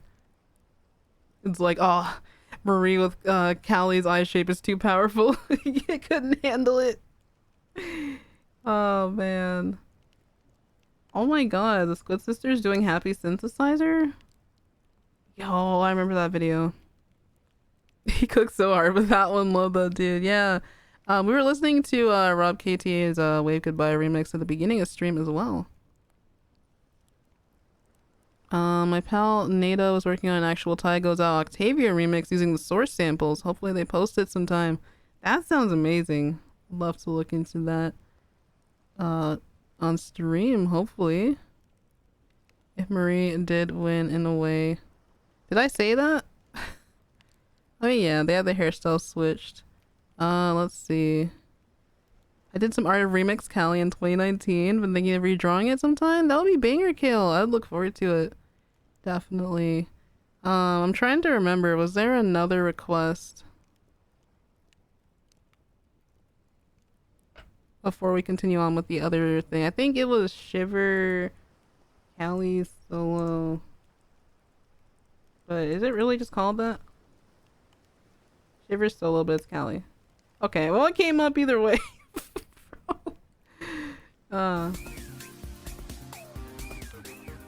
Let's see, this is by the channel Rouge Imaginations. Is it my computer that's... Oh, okay, no, it's the video.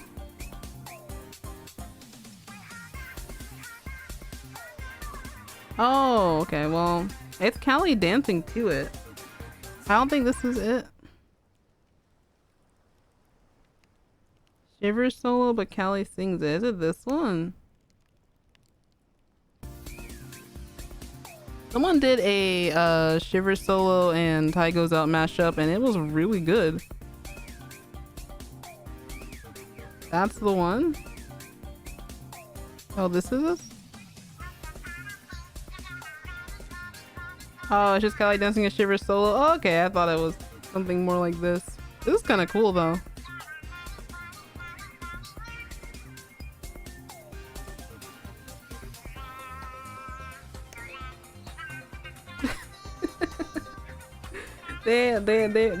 They were trying something here, and I think the Ty Goes Out one actually fits the vibe better.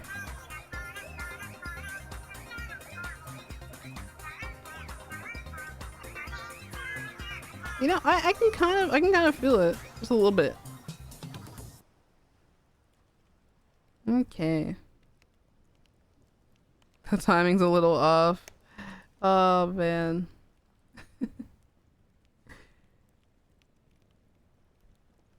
Okay, what we got next?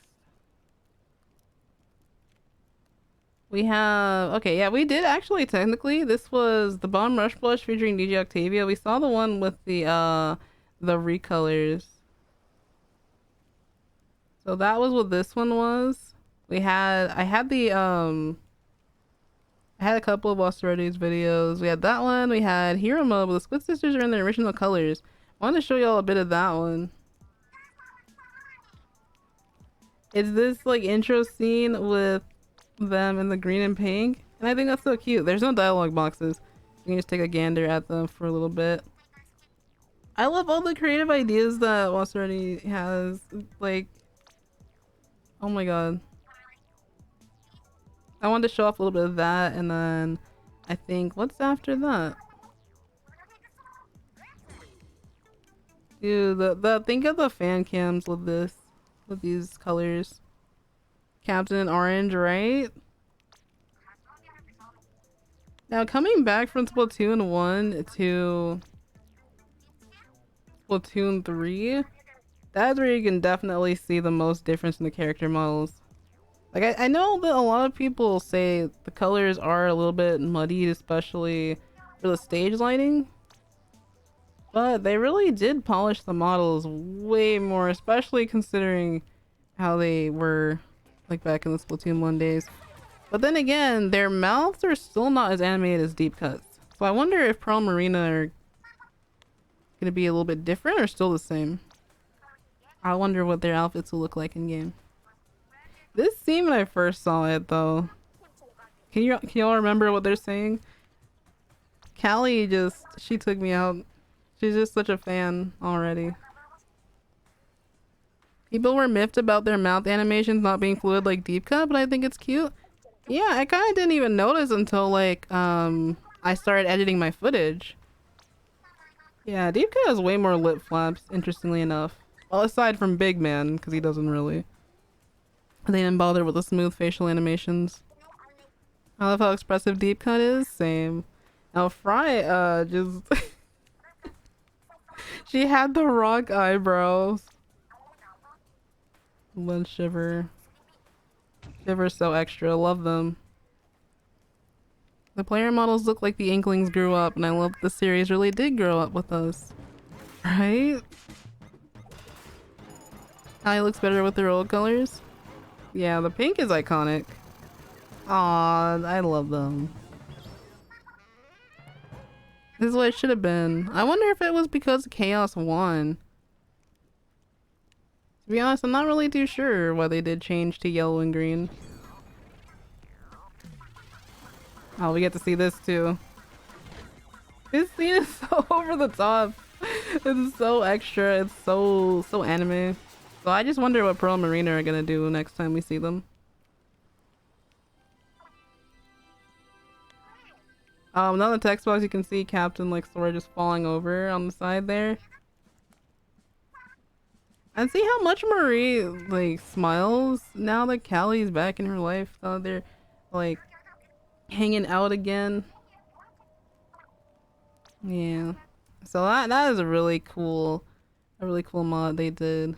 And the next video, the last few ones we got the remix, we got some Say It color mashups, we have the traditional Callie Marie incantation, 2 of my videos, and then the Callie and Marie banter from Octo Canyon, yeah. I get Canyon and Valley mixed up so many times. But yeah, when Callie returned in patch 3.0, since she was just missing after the story mode and they brought her back finally. It's been a while since I've seen that dialogue. She talks to Agent 4 for a little bit. Callie does. And then that's when Marie starts keeping the Factopedia. So we can go through the next couple of videos. But I really just threw a playlist together of, hey, here's some things I think are cool. Agent 3's crippling depression is real. Yo, okay, hold on. I gotta show you the zoom in that Wasarati did. Is so fun. It's like, Captain, are you serious or /J? /serious or /J? I love how they modeled this even though we would never see it normally, under normal circumstances, right? Oh man, just collapses. And then you have Callie being cute here. Does she do a little twirl here? Yeah, she does a little twirl. She's so cute.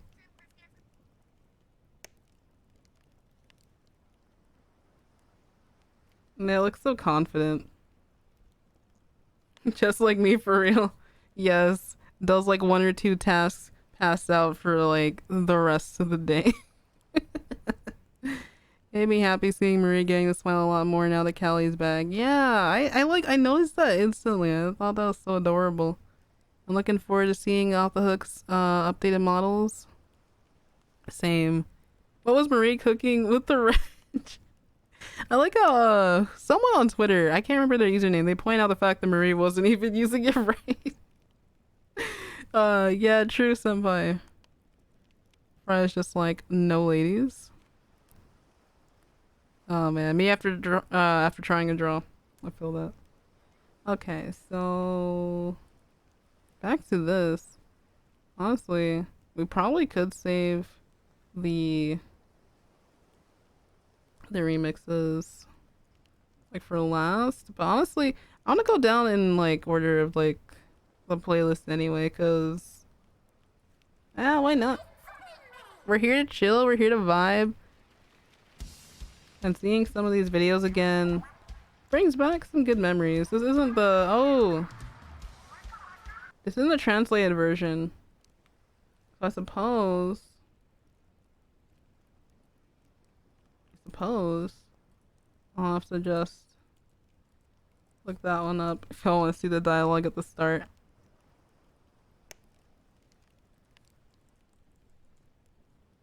I just added a clip without actually thinking about it, so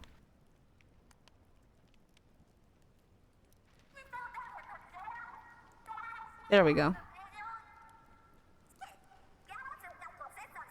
After finally getting a dynamic pose, you need a 3-hour break. Oh man.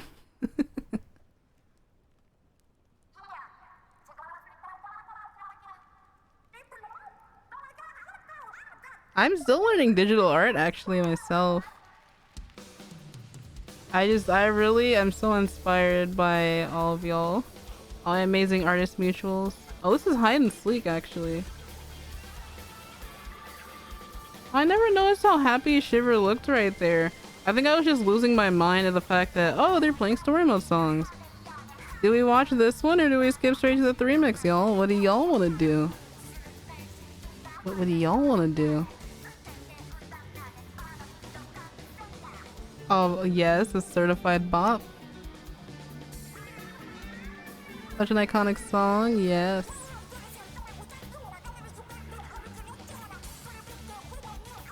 I think after this one is when they do the 3 mix.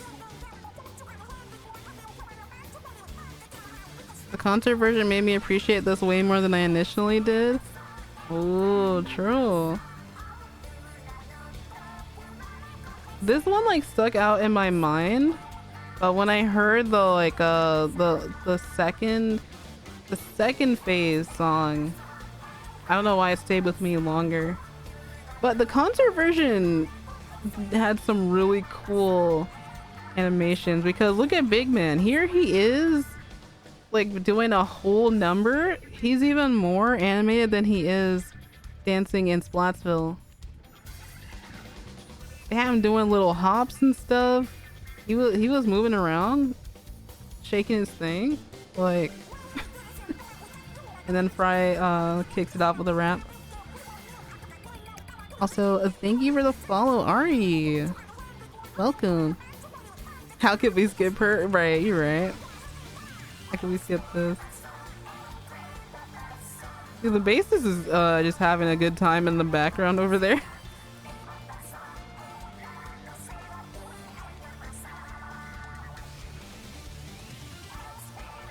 Ate and left no crumbs. Exactly.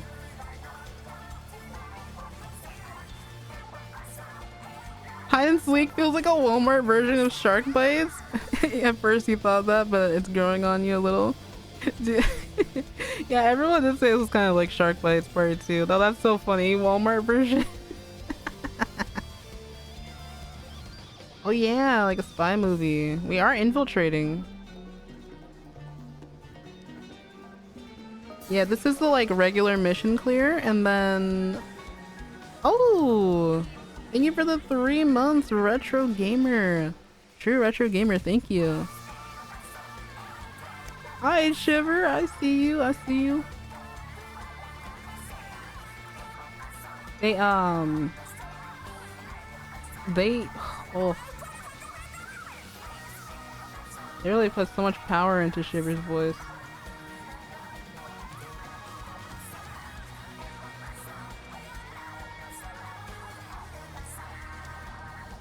Yeah, I always look forward to the live versions. Oh my god, did Fry just do a double peace sign? She's so cute.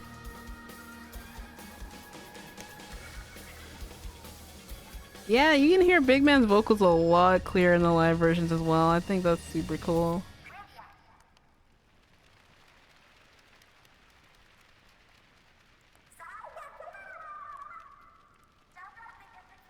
And it's so much personality is shown through their animations as well.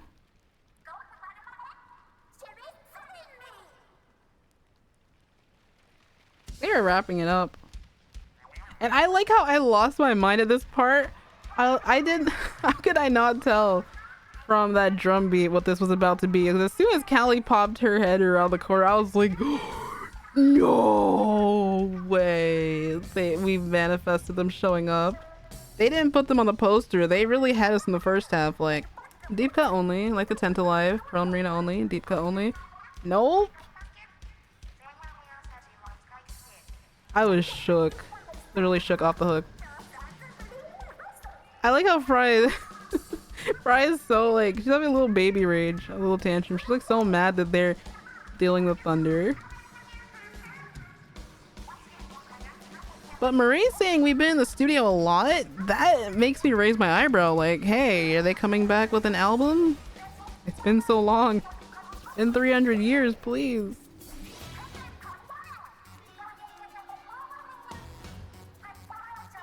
Five colors in the mix now. But having the interview for Deep Cut come out talking about how they used to sing the Callie Marie incantation makes so much more sense in the context of this concert and the game. I can't wait for Till Death Do Us Part live. Yes. And then I might get to do Now or Never as well. Oh, Callie and Marie look so good. Their models look so much more mature now. I was just screaming. I was screaming so hard. I just like everyone looks so beautiful. Everyone's so beautiful. Yo, Capel, welcome. Oh my god, y'all came in at just the right moment. We are watching the three mix. Watching the three mix with, oh my god, beautiful ladies and a beautiful big man. God, this game and its music changed so many lives. How are y'all doing tonight? I think y'all were y'all also playing Splatoon? I need to pop into some more of y'all's streams.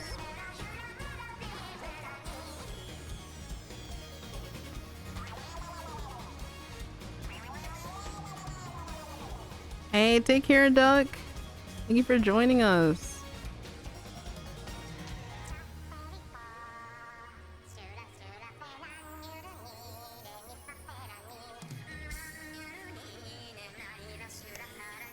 No, man, I know the feel. Stay fresh. Yeah, the live version has a lot more, oh, Shiver's getting ready. It has a lot more bass and everything. Woo! Dude, having a visual for that was just the best thing ever. I imagine, like, she's just... it's just like she's crying. She's crying into the microphone. Someone did an animation of that. Just because of how much the song means to her. And Fry and Big Man. At this part of the song, I like Marie's dance.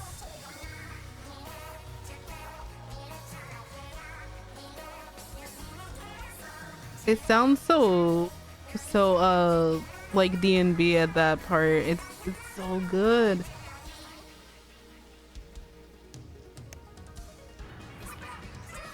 Yeah, I stayed up for this too. I stayed up for the broadcast.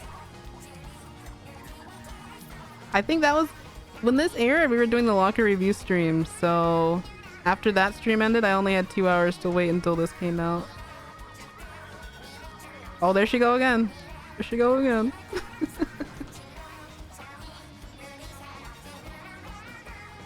I was looking at chat, so I might have missed the part where Big Man is just staring at Callie at this. But yes. We all love and appreciate Callie Marie. Shiver and Marie next to each other, right? And them all being in like synergy for this last move. You can't tell me they didn't practice the Callie Marie incantation in their spare time. The dance and everything. And Callie and Fry have the most energy. It's just so cute.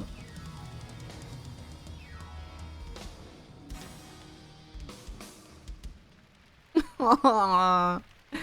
Oh, they made so much to me. I like Marie's exit too. Yeah, everyone heads out, right? And Big Man's like, wait for me. But real king shit, he like stomps back and waves. He's like, bye everybody. Oh, he's so cool. You're all so cool. Love him so much, yeah. You practice the dance? It's super fun. It's super fun, like, even just as, like, a little bit of an exercise, trying to do, like, the Splatoon dances. It will get your heart rate pumping, especially Ink Me Up and a lot of the Squid Sisters original songs. Ooh, you probably will be jumping all over the place. It's so much fun. Callie and Fry doing the same little jump, so cute. Yeah. Oh my god, I'm so here for Cal Fry as well. Who is she? It's so unfair that the VAs get no credit in game. What's that all about? Yeah, I was mentioning that as well. Like, why are there names? It's been like that since Splatoon 1. The voice actors have never been listed in the ending credits. And we wouldn't have known who Pearl and Marina's VAs were until they started becoming more active on Twitter and whatnot. Then we did end up finding Katie Pop and Marie Kikuma, but I feel like they're still not as well known as Off the Hook's vocalists, interestingly enough. So that is the 3 mix. Let's continue on with our City of Color remixes. Y'all have probably heard this on a previous stream, but it's too good not to revisit. This is Foxer's City of Color deep cut instrumental cover. I know it would sound banger with vocals, but here you can appreciate all of the instruments they use. So good. As y'all know, City of Color is one of my favorites. My favorite Plaza theme. I could listen to this for hours. Oh my god. My love for Big Man grew even more when I saw him do that, right? His little waddle too. Imagine, like, I wonder how that must be, seeing Big Man walk in the plaza or walk anywhere. Like when he's trying to like go into buildings, he has to like fold himself up. But yeah, Pearl and Marina have done it, the Squid Sisters have done this. Now all the idols have basically just shouted Splatoon in their songs. So what does the word Splatoon mean in their language? I have no clue. Dude, this is like an older remix, but it's so underrated, by Boba Cupcake. City of Color with Color Pulse. And then the art looks so good. That like OG Splatoon 1, Splatoon 2 traditional style. It's come a long way since then, but something about the older shading has so much charm, right? You used to listen to this so much. It makes such a good ringtone. I love the chiptune. Big man rolls up like a pizza. Oh, so true. Big man walks like how Patrick runs with his pants down, if you get that reference. Wait, no. He might not even run fast because he fears of falling flat on the floor. True. So yeah, we had a few key remixes. Now we're at the traditional Callie Marie incantation dance. Oh, let's talk about this one. Do y'all know the trivia on which stage you can hear this in? I'm pretty sure most everyone in chat knows. That's why they gotta bring this stage back.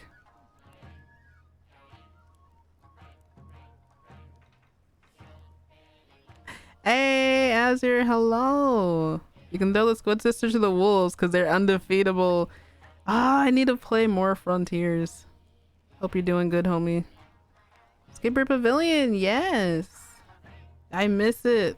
It looks so pretty during Splatfest. Of course, now we're all worried about returning maps becoming Tetris, Tetris style layouts. But this is their appearance during the folk festival, so very iconic. And then they brought this choreography into the modern remix of the incantation. So you can see them doing that on stage. I don't think I put the live version of Callie Marie incantation aside from the 3 mix. But spicy Callie Marie incantation is really good. Because it has a little bit of City of Color in it too. Man. Hello, howdy. Skipper Pavilion needs to be brought just for this. Oh, it went straight into this. Let me pause that for a second. Now, I love how they still have their headpieces. Like, they're still connected to their childhood as they grew up and trained. Right? Oh, wait, no, go back. These same headpieces, they like, yeah, you see Marie is here. So tiny. I think Callie added more to hers since they went on. But I love how this was animated in that like OG Splatoon 1 style. Okay, I forgot. I threw in some of my videos here at the end. We have a comic that I did with Kira. And we have the Squid Sisters stories, but I think we might just like go straight to the Squid Sisters stories instead. Cause that was another thing I wanted to talk about. Bring back Skipper, but like better, hopefully. I mean, I feel like it's Splatoon 2. They wouldn't have to change it too much. I was thinking about Murray Towers yet again. Alright, so we're gonna skip that. I think I meant to put something else in, but let's go ahead and get to the stories. Because thankfully I finally got around to reading them. Because reading it on stream right now, I don't know about that one, fam. Oh man. Alright, so let's kick in. Did I ever add the captions? No, I did not. Oh man. The Squid Sisters stories. One of our researchers monitoring the Squid Sisters intercepted this top secret report. The vocal samples in Spicy are so weird and I love them. About 9 months Spicy's low-key my favorite version. No, yeah. Lowers its curtain on Inkadia. For real though. Neon signs paint the dusk in brilliant shades of green and pink. Marie was way more expressive as a child, you think, and got more reclusive over time and then more expressive again because Callie came back. She's like a kid again. Yeah. Oh my god. Think of low-key, like the Inklings like evolving from not only just human desires as well and just everything that happened in Alterna. They probably still inherited like so much of our trauma and then their own going through their own lives. When you think about it, dang, that's so deep though. And on the surface, people just see like a silly paintball game. Isn't that amazing? Battling for turf. Memories such as these linger, vividly etched in my mind. Skipper is Splatoon 2's answer to Salt Spray. Yeah, fair. It happened the night the final Splatfest came to an end. That The is showdown fair. of Callie versus Marie ended in victory for Marie, but there was no This real is so war between old. the It's like two. from 2020, The y'all. girls left the studio arm So in it's like arm, a little bit. smiling and laughing as they always had. The bond between them would continue Did they inherit our unbroken cruelty? for years to come, I don't know. or so it seemed at the time. The Earth is already like Final sort of. Slugfest rocketed the Squid Sisters to new heights of It's popularity. sort of like Callie and Marie went altered. from mere Inkopolis idols to the It's biggest already stars like in Inkling society, gone through. seemingly overnight. Their days It's became gone through filled all the with dawn to dusk, destruction the days of and this newfound fame. deforestation Callie and Marie still lived in the first pollution from when apartment humans behind were the still public alive. medical So I guess they complex. still kind of have to deal with It all that. Doesn't that happened suck? naturally when they'd first Man. arrived. Being roommates made adjusting to city life easier, and besides, the two had been inseparable since they were young. But even after their finances had stabilized, and they gotten used to the The world bustle of building will forever be my Inkopolis, favorite they thing never about the gave a thought to franchise. living apart. Same. They were I'm always so happy I together, could meet so just many like of play. fellow lore After releasing their enthusiasts, first and I single learned so much recording from together, y'all as well. their work began to take them down separate paths more frequently. Callie, true to her outgoing nature, began to make guest appearances on variety shows. Filming would often continue late into the night, and many days she didn't return home at all. Oh, let's pause here. So, honestly, I wish we could see more about Callie's acting career. They hint at it in the Sunken Scroll, and of course, Gomi basically illustrated every chapter for the Squid Sisters stories as they released each week. So they didn't just drop every chapter all at once. They were updating it weekly until Splatoon 2 released. But I don't know. I want to see the drama that she was in. I want to see some of their interviews, what else they did after leaving Inkopolis News. There's so many like layers, so many details to their careers. At least I know that Marie's still doing her podcast.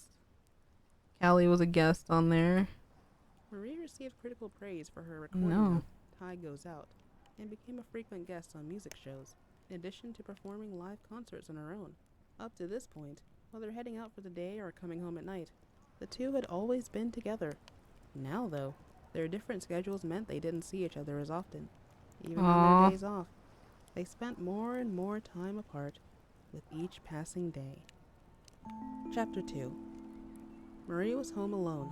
She got Oh man, there was like zero pause in between these chapters, bro. That's one thing I noticed about older videos. But it's kind of interesting to me that like that art had a motif of the early bird versus night owl Splatfest. I thought that was pretty cool. But here is where Marie sort of starts to self-reflect, and some of her anxiety starts coming through in this chapter. It wasn't long enough to really delve very deep into it, but I think that it was pretty interesting. Let's see.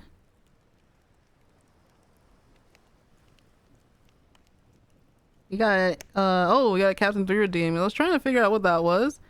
Let me see. Oh, I see. Okay, I see what that reference is. Oh man, I'm gonna need to put echo on for that one. Also, Senpai said Marie planning to get Callie's show more viewers is my favorite thing ever. And Callie was just a support character too. Yeah. Aw. Oh, that's so sweet. There are ads and inkblot for plays that Callie stars in. True. And that's what those were. I remember seeing the posters with her on them. Okay. Let's see. Where's Captain? I know exactly what video that's referencing. Slight reverb and a slight echo, perhaps? Okay. I'm in Hull. I'm in an airplane bathroom. I'm at Disney World. I'm off to the Arctic for 3 weeks. I'm in the abandoned city of Alterna. I'm about to cross a road. I am not inside a fusion reactor.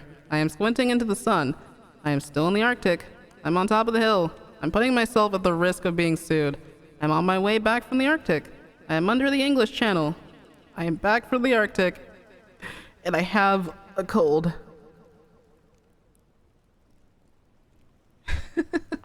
I remember that exact video. That's funny. Kohi, hello. How are you? I play Splatoon more for the lore than the multiplayer. Is that bad? Nope. Nope. That's why after we were all done with Return of the Mammalians, we just hunger for the DLC. They knew what they were doing putting that like short teaser in the direct. Perfect. Let's go. Dude, what made that video so great is like all the jump cuts. But anyway, as we continue on with the story. Man, I really felt for Marie in this chapter though. I thought about it. It's like her basically just thinking about, okay, maybe I shouldn't have won. Maybe what if things had been different?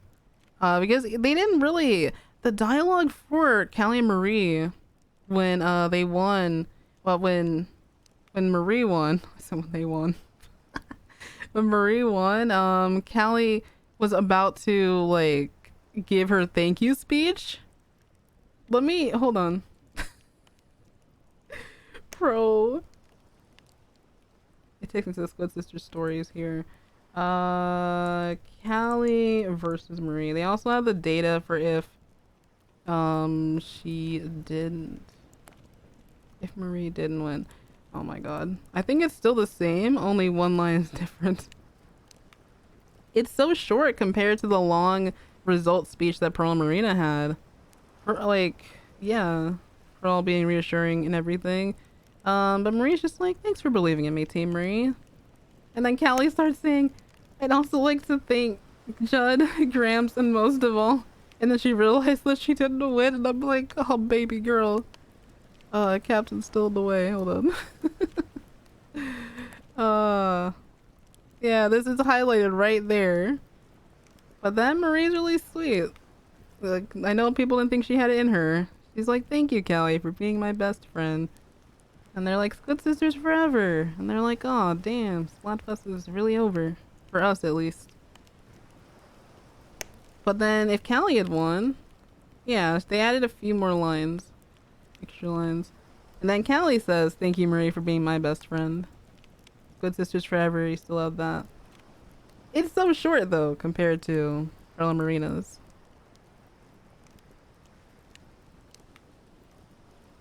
I hope you can get some rest soon, Kohi. Again, exposing how toxic the idol lifestyle can be. We love to see it. Yeah, like that one comic that Subjam did, where they had this really like cutthroat manager saying, oh, we gotta drive up the ratings. Everyone loves when you two are fighting on air. It is so real too, you know. That's exactly, people love the drama, they love the tea. That's why reality TV is still a pretty popular thing. Yeah, I thought this dialogue was pretty interesting. So keeping that in mind, going back to the Squid Sisters stories. Gotten a day off, but with theater rehearsals starting up next month, she knew life would quickly return to its frantic pace. Chances to relax at home like this would soon become few and far between. She's doing her chores at home. Maria busied herself with the chores that always seemed to pile up and waited for her friend to return home. At times like this, Marie's thoughts always seemed to drift. How had Callie truly felt when the results of the final Splatfest had been announced? She seemed disappointed, of course, but that was just because she'd lost, right? Or was she actually jealous of my rising popularity? Could she still be holding it against me after all this time? Just listen to yourself, Marie. You're overthinking this. You know Callie would never feel that way. Maybe all this I feel like Callie would giving you some sort of superiority complex. I feel like Callie would be the type of person to say exactly how she's feeling.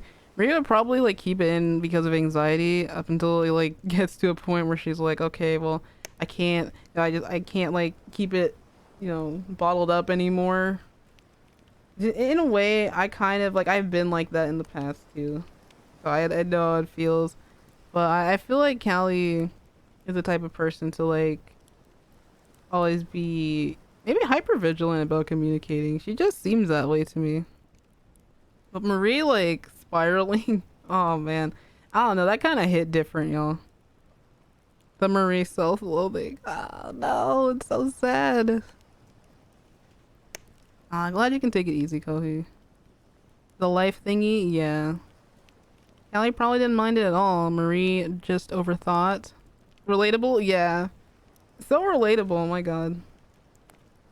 Maybe winning that final Splatfest has made you full of yourself. The very idea stung Marie with a twinge of self-loathing. There it is. Chapter 3. One day, Callie was awakened by a call on her cell phone. It was her manager.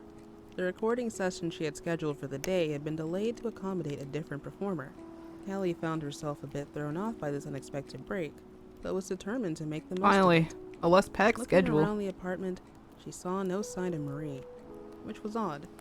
She was sure Marie had the day off as well. It was just past 8 in the morning, too early for Marie to have gone shopping. Callie decided to get dressed and head out in search of her roommate. I like Now the that she parallels thought the about Gomi it, Pomi did Marie with had this seemed art a bit here. down lately, like there was something on her mind she couldn't stop thinking about.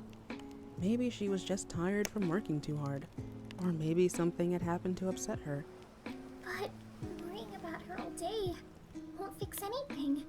Callie thought. Work had barely given her time to breathe. Ah, we lately. love She Kira's was feeling a bit Callie lost at sea voice. herself. She made up her mind to find Marie and invite her out for a day of much-needed relaxation. Callie found Marie at a cafe with Krusty Sean. Okay, wait. Okay, well, we gotta go back. Okay, peep the drip. It's immaculate. She even had the I like how it's like very casual. She's got the beanie that we have normally seen her in Splatoon 2, but she's still rocking the shoes from her idol outfit, just without the stockings. Yo, that is so clean. I love how Gomi Pomi draws the Squid Sisters, like literally some of the best characters she's drawn. It's such an iconic art style. Yes. No, Callie, yeah, is voiced by Akira Hoshi VA. Honestly, so happy I could work with them. I cannot really hear anyone else's Callie for how long we've been working together. But yeah, sheesh, right? Much-needed relaxation. We'll see Marie's Callie fit in a found sec. Marie at a cafe with Krusty Sean. They were seated at a table, chatting away. Oh, look at Perhaps her! It was Oh because my their god. hometowns were so close to one another that Callie and Marie both found Look at her Sean rocking so that easy to cap. talk to. Marie had been a bit shy when they had first come to the city. After all, Callie couldn't remember the last time she'd seen Marie talking so cheerfully with anyone besides her, and she didn't want to spoil their fun. She decided to head back to the apartment alone. Callie was making breakfast when Marie came home. Marie looked a bit surprised to see Callie up and about, but greeted her friend in stride. Morning. Morning! Same old Marie, thought Callie. While they ate, Callie invited Marie to go shopping, and she gladly accepted. Look at their food. I like how they got the like little Squid Sisters cups. I can't tell what they're eating, but it looks like pancakes. Oh man. The fact that Gomi like drew a panel for like each part of the story. The dedication is so real. Shy Marie Cannon, my little cringe feel. Oh no. It's so true though. But yeah. We'll see a little bit more of that. Chapter 4. How long had it been since they'd visited Arowana Mall together in their free time? Oh man. The fits once again. They wandered past new stores and some of their old favorites, enjoying the leisure of window shopping. After checking out all the spots they were interested in, they had worked up quite an appetite and stopped at a cafe for lunch. Callie ordered a burger, Marie a slice of pizza. At times Classic like this, Splatfest. talk Let's turned go. naturally to the work My they'd first each been doing Splatfest. lately. They swapped stories of workplace happenings and gossiped about their co-stars. Each was concerned for the other, but neither wanted to darken the mood by discussing anything too serious. Callie decided to mention that she'd seen Marie at the cafe that morning. Marie seemed a bit caught off guard, but began talking about her conversation with Krusty Sean without missing a beat. It So seems good. Sean had recently quit his job I look at Short Annie. Kicks. He'd been the store manager there for years, but had long dreamt of opening a And place then of his own. Cuttlefish A is friend like right introduced there. a new opportunity, and Sean went for it. I hope he'll be okay, Marie said with some concern. He's always been a bit impulsive. According to Krusty Sean, Annie had been looking for a new gig as well. Right? Annie has Truth such be a good told, design. She'd never been much of a people anemone, and felt like she'd given retail the old college try. She'd been keeping busy recently, helping decorate weapons at ammo nights. The more she did it, the more she felt like this detail. I know people shipped Annie with Spike a while back. Annie and Shelton! Callie blurted out in excitement. No way, Marie said, smiling. Not a chance. It turns out Sheldon was busy himself, planning to expand The ammo Annie and nights to a Sheldon second ship. location. Callie trying to set them up He out had here. his eyes on a prime spot in the part of town that was quickly becoming the new hotness for the turf war set. That Sheldon has always had a nose for business, the girls agreed.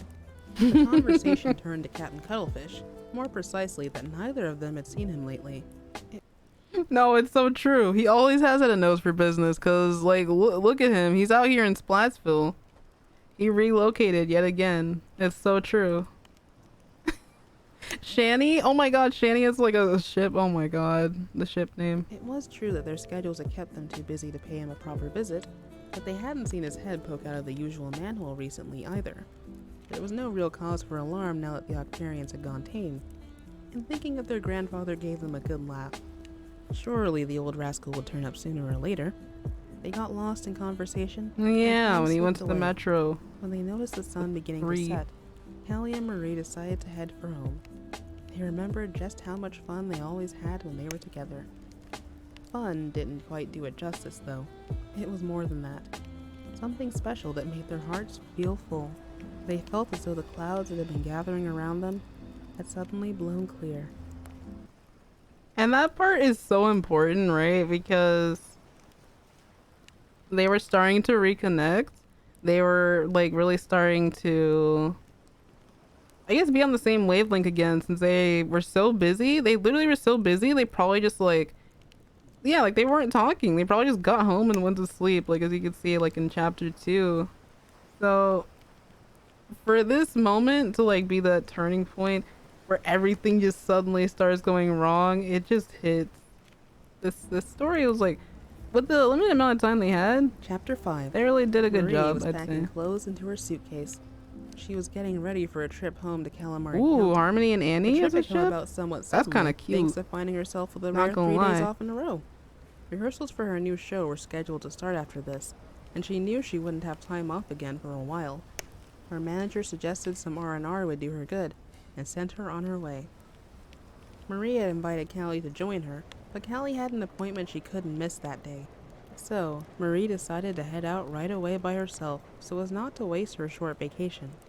Callie saw her off at the station, promising Going to to catch up the with to Marie the following Calamari day. County.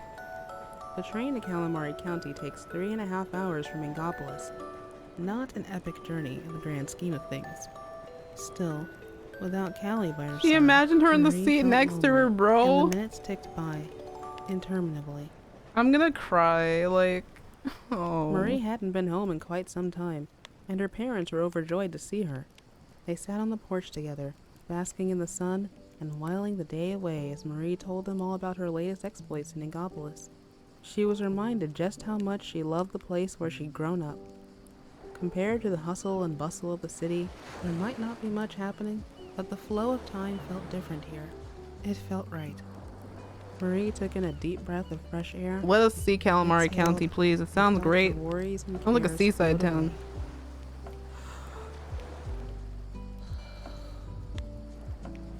From time to time as she spoke, Marie's parents interjected with questions about Callie.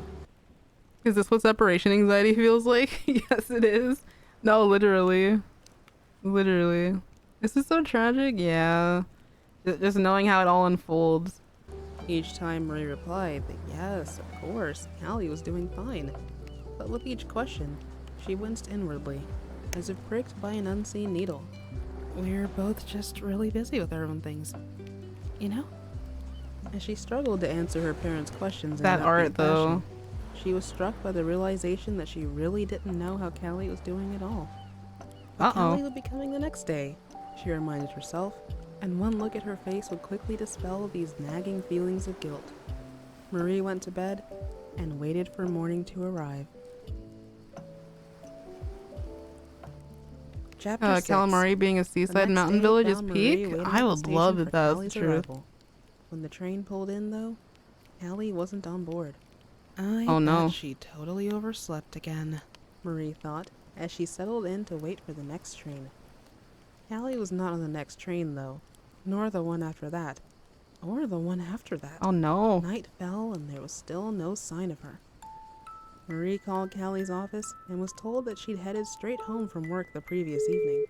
She seemed a bit flustered, but I figured she was just in a hurry to get back to Callie Marie County. Oh nar. Callie's manager said. Marie tried their apartment several times, but no one picked up. Marie began to feel panic rising in her chest. Bro, I can't even The following imagine. morning, Marie cut her trip short and returned to Inkopolis on the first train of the day. She Marie hated waiting to all leave her day at that parents so station is suddenly, just so, but like, couldn't shake crying feeling worried emoji, about Callie. right? Plagued by a sense of unease, she spent the whole trip on her phone, She's a real searching one. for some clue as to Callie's whereabouts. Her efforts failed to turn up anything to calm her fears. When she arrived in Inkopolis, Marie headed straight for their apartment. The place looked exactly as she'd left it. In fact, there was no sign Callie had been home at all since Marie left for her trip. We need to know what exactly Octavio said to Callie that made her sympathize with the Octarians. Right? Like, what was that exchange about? I'm just thinking, like, either they like showed up. They showed up in Inkopolis and she just willingly went with them, or they just like literally squid napped her and she woke up there. And then she was like, oh, well, maybe I'll perform here for a little bit. But if she hadn't come home, I need to where know. could she have gone? Same. After giving it some thought, Marie got an idea and hurried out of the apartment. Chapter 7. Quickly as she could, Marie arrived in Octo Valley. Captain Cuttlefish's shack was completely deserted. The shack itself was undisturbed, but the snow globe that had stood beside it was a shattered wreck. Pieces of glass littered the landscape. And so if the globe was shattered, I think it's cause his soldiers are finally able to find or locate where that one was and get him out of there. Cause like if he could have broken it all along, why didn't he do it sooner, right? Not me tearing up in the middle of a turf war. Yeah, the Squid Sisters stories will do that to you. I can't believe I used an Undertale music box for this video. I think it's a mix of both. He got into her feels and took advantage of that, kind of. Are you ready to die, DJ Octavia? I remember that meme that he did. Season. Oh my god. Callie was nowhere to be found, and the scene failed to offer up any clues. With a heavy heart, Marie made Yeah, I her can't way imagine back how to she must be Inkopolis. feeling right now. The city was buzzing with unbelievable news. The great Zapfish had disappeared. It had vanished once before, but Oh, it's so reappeared cute. shortly thereafter. The people of the city consoled each other, saying, Chill out. It won't be gone long this time either. Pearl? Marie alone shivered in trepidation. Could he possibly be at it again? Marie made up her mind to get to the bottom of this. But if their adversary was who she suspected, this problem would have no quick and easy solution. Captain Oh my god. So true. So many people have missed out on these tidbits about the Squid Sisters. People just don't understand them like we do. So true. And it's just this information is not like easy to find. That's why I'm so glad Inkadia is there and you can just spend hours on it learning about stuff. Pearl jump scare. When people say the Squid Sisters are boring, well, they completely write off their characters, plus all the smaller details about them. Well, no wonder. Yeah, it takes a certain amount of dedication and curiosity, I would say, to be invested. Octavio desperately needs to be explored more because he's admired by so many Octarians, including Marina and 8, and seen to be a good listener. You just don't get to see a lot of him past grr, I'm a mean leader. True. I think he has so many layers to him. I think he's a very like complex character. Especially considering like what he'd been through. Him and Craig having seen the Great Turf War and whatever he was up to like back in his youth. I don't know. I wish we knew more. Yeah, Octavio gets done so dirty. He's just seen as uh the angry grandpa. We barely see him. Yeah. Especially with Splatoon 3. Please give me the Marina and Octavio interaction. They told us specifically she was in his unit. It's time. Who she suspected, this problem would have no quick and easy solution. Captain Cuttlefish wasn't around to help this time. Her worry for Callie overshadowed everything, and before long, the Squidizens of Inkopolis would begin to notice Callie's absence. If Marie were to disappear too, at a time like this, it would only add to the Blue, chaos. thank you for the follow. Welcome. What else could she do? There was no choice but to find additional help. Oh, And this art quickly. goes hard. Just as Captain Cuttlefish had done before, she would need to enlist a brave recruit to help investigate the depths of the Octarians' underground bases. Thanks to her fame, Marie stood out like a sore Agent tentacle 4 in and Inkopolis. Callie. She had to keep the number of people who knew about the new Octarian threat to a minimum. Secrecy and discretion were, after all, of the utmost importance when it came to the operations of the Squidbeak platoon. So she definitely like disguised herself with the kimono and the parasol. I wonder. She does mention getting that parasol from a costume shop, and I think Senpai also mentioned this. That what if it was? I don't know. What if it was Harmony who gave it to her? Although I know Hotlantis is like almost across the continent, right? But still. What if there's a Hotlantis branch somewhere in Inkopolis we don't know about? I don't know. I think it's pretty interesting. Suddenly, the conversation she'd had with Callie at Arowana Mall came rushing back to her. Word on the street was that all the freshest Inklings were hanging out and battling for turf in a new part of town. Surely, she could find someone there with the perfect blend of talent and bravery this daring task Talent and required. bravery. Her mind made up, Marie set her sights on the new center of Squid Kid culture, Inkopolis Square. Yo! The level clear jingle. Oh yeah, these pictures were from like deep on the JP website. Oh, it's so hard to find those. No way. Oh wow. And then all the other videos that we got.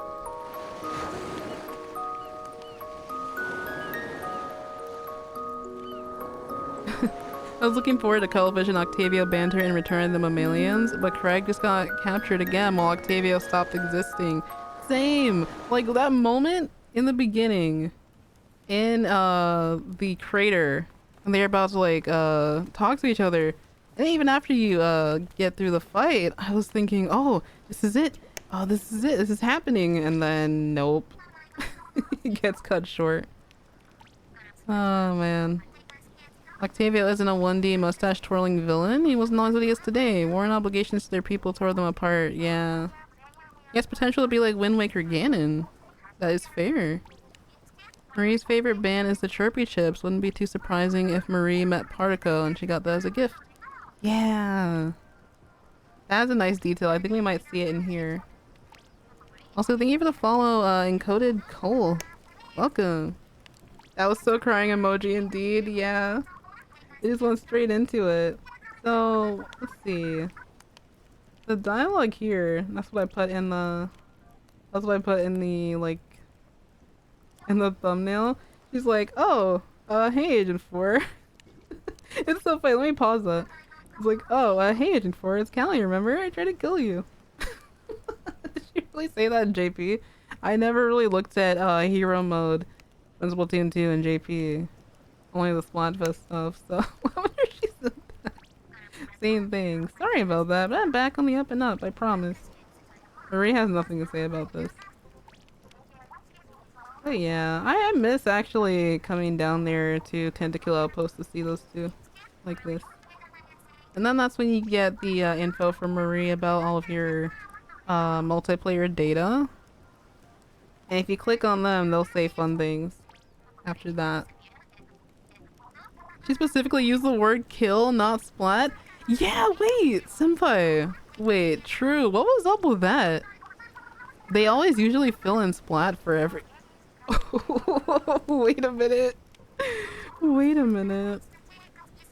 Oh yeah, she also did the weapon fortune telling. I think Gigi Gabriel did a series based on that. Whatever weapon she gives you is the weapon that you would play with for that amount of turf war games. I wonder what the Factopedia looks like. Is it just like a thick almanac type book looking thing? Callie out for blood? That reminds me, like, Wasa already had this video that was like Callie as an AK-47. Oh my god, no, I remember that one.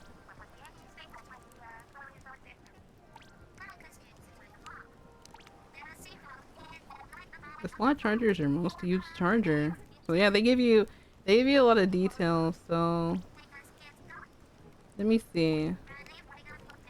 What did Marie say was predictable? I want to see, I put this video in because I wanted to see if it went through some of the other dialogue. Oh yes, here it is. Okay, this one is really cool. These are some of the lines that tied into Octo expansion. Okay, so let's go back.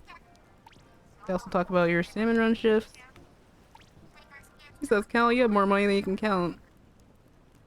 Alright, the rest of the banter is set for either an online or offline account. So yes, they talk about voices that they heard on Mount Nantai, which we find thanks to that new map. Mount Nantai is pretty close to Octo Canyon. And you know who used to go out there and yell, right? Our girl Pearl. We'd find out in the chat logs that it was her. I heard a tiny pale shadow wriggles and writhes deep within the forest of Mount Nantai. And if you listen closely on a quiet night, you can hear an ear-splitting scream loud enough to shatter glass. Dude, we needed to dub this. We never did. Callie's like surprised face. These oh my god, these like older Splatoon 2 animations. Oh wow. You stood next to them, you'd hear their voice lines too, and you could even hear Callie laugh. I miss it. Same. I thought about the K-pop group instead of the gun. Splat 3 is so polished but is missing these smaller details. True. You get splatted without a respawn tank or being connected to the respawn point. Do you die or do you just stay a ghost? Uh-oh. Oh! Wait, I have an answer for that. Razagus found this out in one of the interviews translated, but apparently Agent 8, if you don't make it through that that escape portion, that phase to get to the surface, Agent 8 actually does die apparently. And that's so sad. Yeah, because there are no spawn points or anything like that. That was so dark actually. So I think that answers the question. Ah, well, Marie's completely deadpan. She's hilarious. Right? Wait, we gotta go back. She doesn't even look that surprised. Like, Callie legitimately looks shooketh. But then she's just like, eh. Oh yeah, see all these hints towards the Octo expansion. They found Cuttlefish's book of raps. And then you know he's in the metro. What do you think about our new song, Agent 4? Fresh start by the fabulous Squid Sisters. You sound like a walking advertisement, but if you still want to check it out, you can use that machine in the square.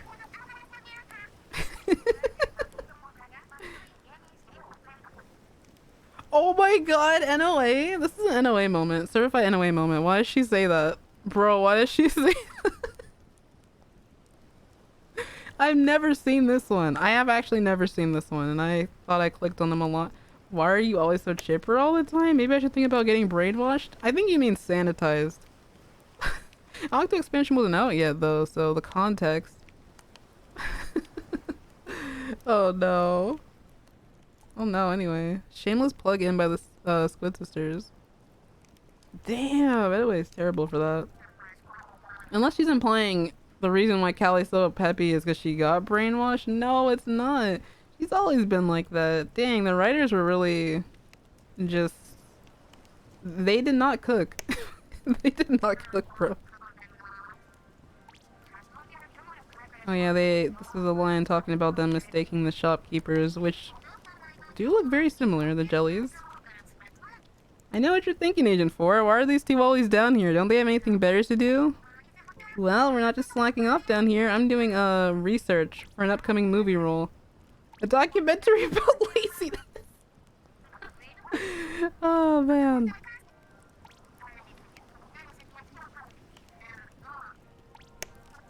Yeah, see there's so much dialogue here. This is hilarious. Oh my god. The writers damn near burnt the kitchen. True. Yo, Melman, thank you for the 6 months. Thank you for the Prime Gaming. I appreciate it. Marie would not say that. I know her. Exactly. Oh my god. How could they do this? Aw, they talk about the Judds. Annie was getting flustered whenever the store got busy, so she took her business online. I hear her store is blowing up, but face-to-face interaction isn't her strong suit. Yeah, that's pretty much... That's pretty much what I would say for Marie as well.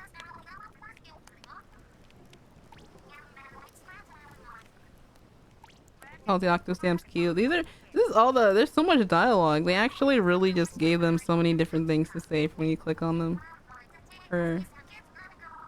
Oh, and then people were saying, okay, this part with the chirpy chips. That's the one. I was waiting for us to get to this one. Callie asked her if she'd heard the new Chirpy Chips song. They're your favorite band, right? And then Marie says... she says a bunch of, like, random jargon, and people were like, these aren't real music terms.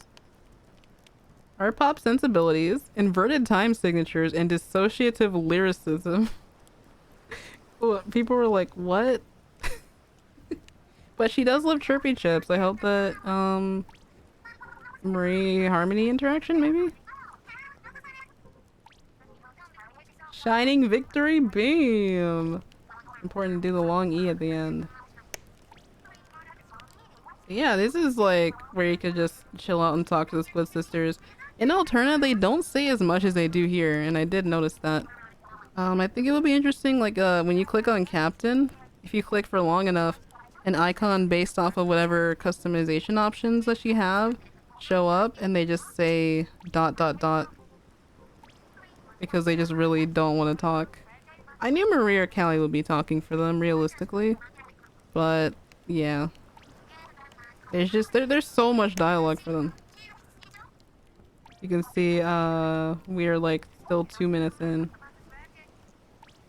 Also, this was referencing, like, the random names that Marie used to give her specials back in Splatoon 1. Her special moves. She's such a nerd. Marie's info dumping, let her have this. True. I wish they had more dialogue in Alterna. Same. Callie calling attention to birds is so funny because she canonically loves to hit them. No, that's true. Marina's gotten the whole Judd in the art. They never let Marie have that moment.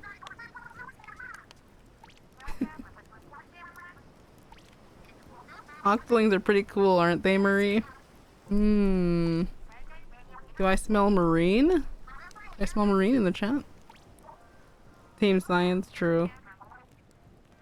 Oh yeah, see? She said this is where she says that the umbrella is a prop from a costume shop. Eye emoji.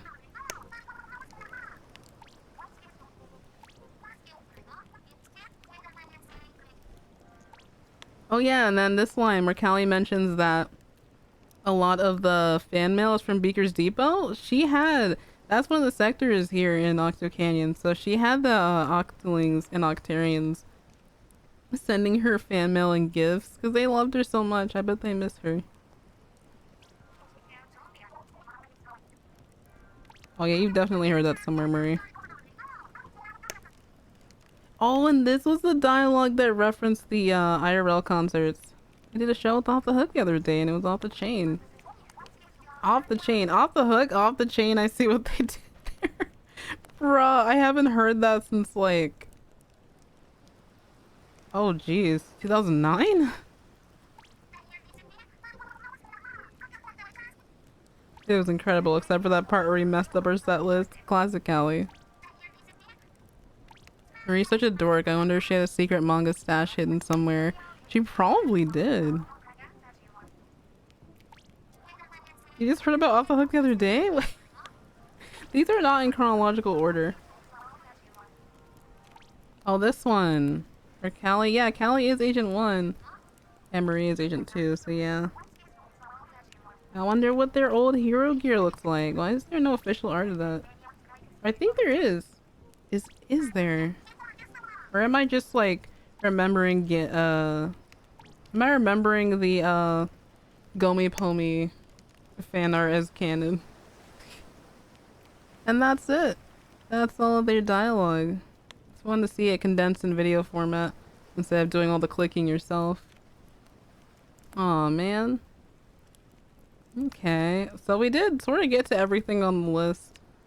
To be honest, I think the only thing that we didn't really take a look into was the what was it? Okay, yeah, we already saw the title rush performance. But let's look up Spicy Calamari Incantation to end things off. The live version. Chokage 2018. There's also the 2019 one, but that one has them in the recolored costumes. There's a duel from the credits, but it's Splat 1's gear. Okay, yeah, so I wasn't remembering it wrong. True. There is that.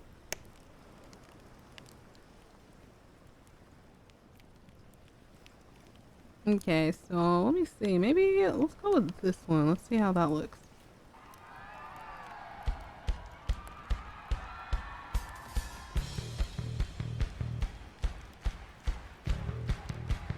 Man, the choreography for this was really good.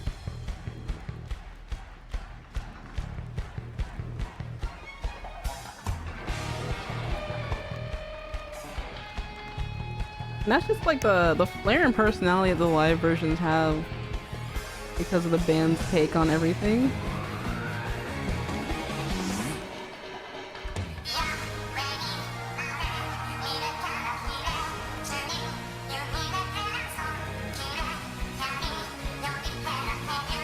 Marie staring at Callie is so special to me, yes.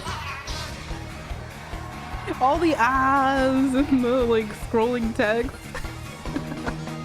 That's one thing I love about Nico Nico. And those performances.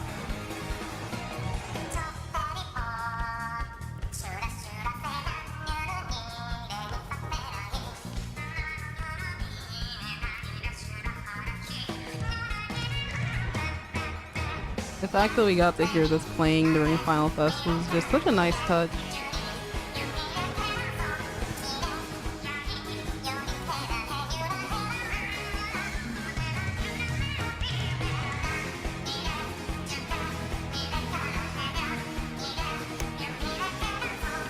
I don't know, man. What I give to be like a little creature on the wall in some of these Splatoon developer meetings. I want to know what they really talk about. How they prioritize the characters and the cutscenes and their appearances and whatnot. How many things didn't make it into the final version?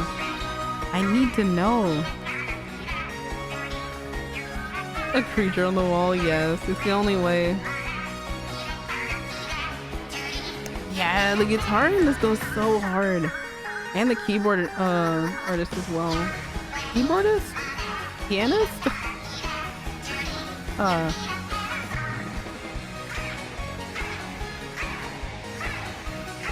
And they're chanting right here. So good. Yeah, that like where they'd hype the audience up right here. They said the thing. They said the thing. Yo, Noko, thank you for the 2 months.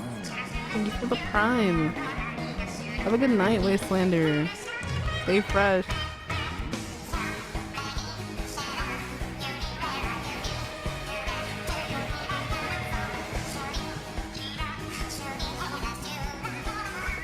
Their hand motions are so clean.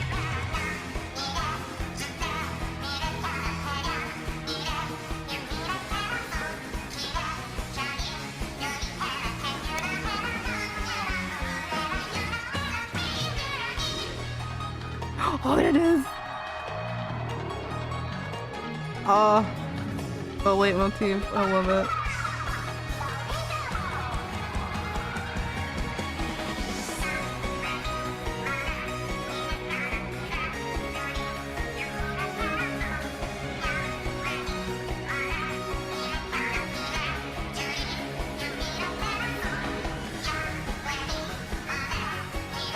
There it is again. Let's go.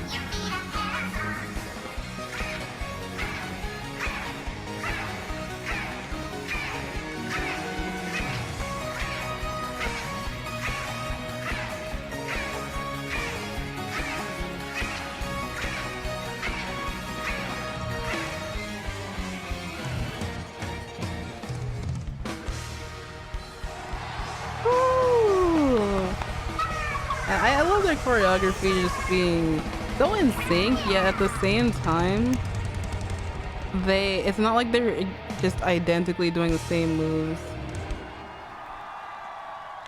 They just put their own bit of personality into it. Their own character. I love it. And there's spicy calamari incantation, y'all. Oh, so good. Iconic, truly. Oh, truly. Alright. Well. Oh, what a night. Can't wait to see how different 3 mixes in the next live? True. There's always a difference between, like, concerts. Or just depending on what version they actually do. Yeah, depending on, like, what they rehearse, though. Because they have rehearsals.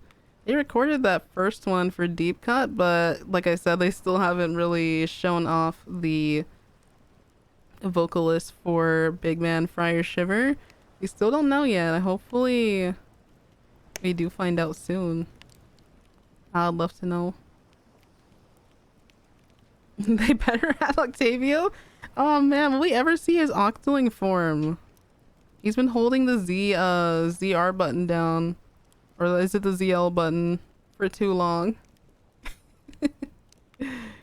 Oh man, I don't know. No, that's it. For the playlist, for the content for tonight. Oh, it's been so chill. I feel like we talked about a whole lot, but I feel like there's still so much more you can say when it comes to these two. ZL button got stuck, yeah. Enjoying seeing all the Squid Sisters content. They're truly amazing. Yes. And of course they influenced all of the other groups, even the Splat bands too, I want to say. Well, interesting that they were covering Squid Squad's version of Now or Never, since they revealed that. I think Marina revealed that in her interview. Mario Paint? Oh yeah.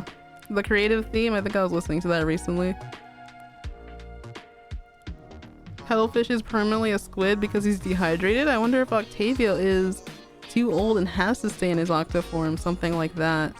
Yeah, I used to like headcanon and theorize that it was because he had the like scars on his tentacles and he couldn't really do much. But then I realized that would just mean that they're on his hair too. Maybe that wouldn't stop him from like transforming back. We need to see like his I don't know, his like epic mustache or whatever. Squid Squad is legendary, true. Oh man, yeah, we had quite a lot to talk about. I think no, I actually didn't get to show off some of the art they retweeted. I think that'll be it for everything that we've seen. I wanted to like add a bunch more videos, but that was really all I could think of at the time. Let's peep the profile. Let's check that out. So I did a little bit of a recolor since I was like working on Photoshop the night before anyway, so the little like image here for the stream, I thought, oh, what would this look like with Marie's actual colors? So I just did that. I realized it would take a little bit to do all of the PNGs, so I just stuck with the regular blue for the stream itself. But yeah, graphic design is my passion. The Marina edit once again. Oh wait, have y'all seen this? The Sparkle on Germa meme that Puntry did that I dubbed like a little bit earlier. Wait, hold on, let me play it. I've gotta like... Dang, that's one of my favorite mixes too, playing in the background. Okay, hold on. It's Wednesday. Sparkle on. It's Wednesday. Don't forget to be yourself.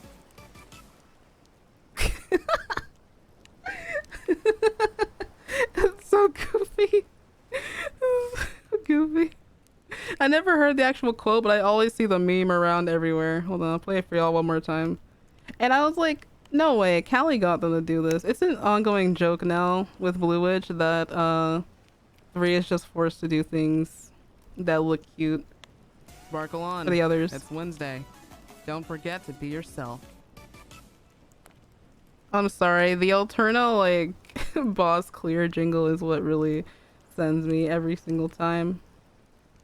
I was actually probably like gonna use another song and then realized, okay, that one works perfectly. There's Nation 24 zine in the works. Pretty cool.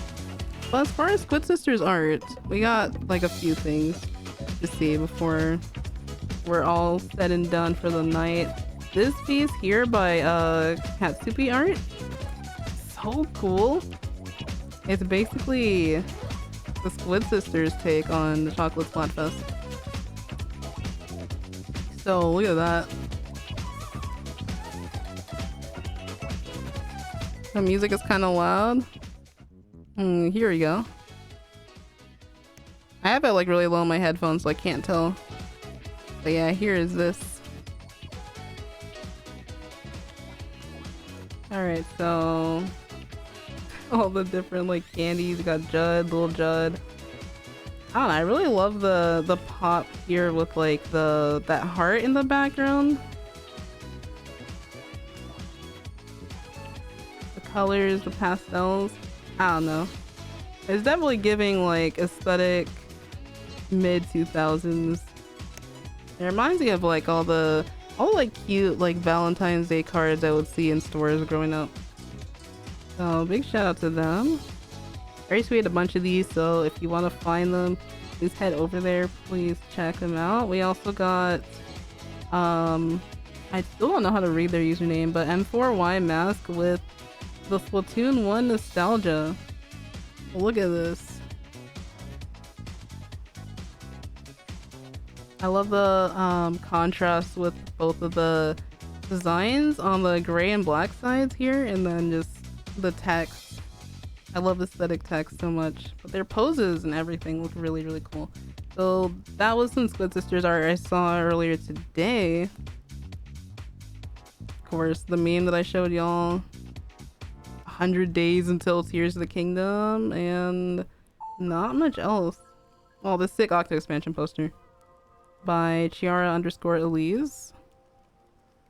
That's pretty much it as far as like cool stuff to show off. Once again, I want to give a big thanks to Wasaretti for making all of those amazing videos. And as well, Receding Tides for the animations, the Tide Goes Out and Bomb Rush Blush animations.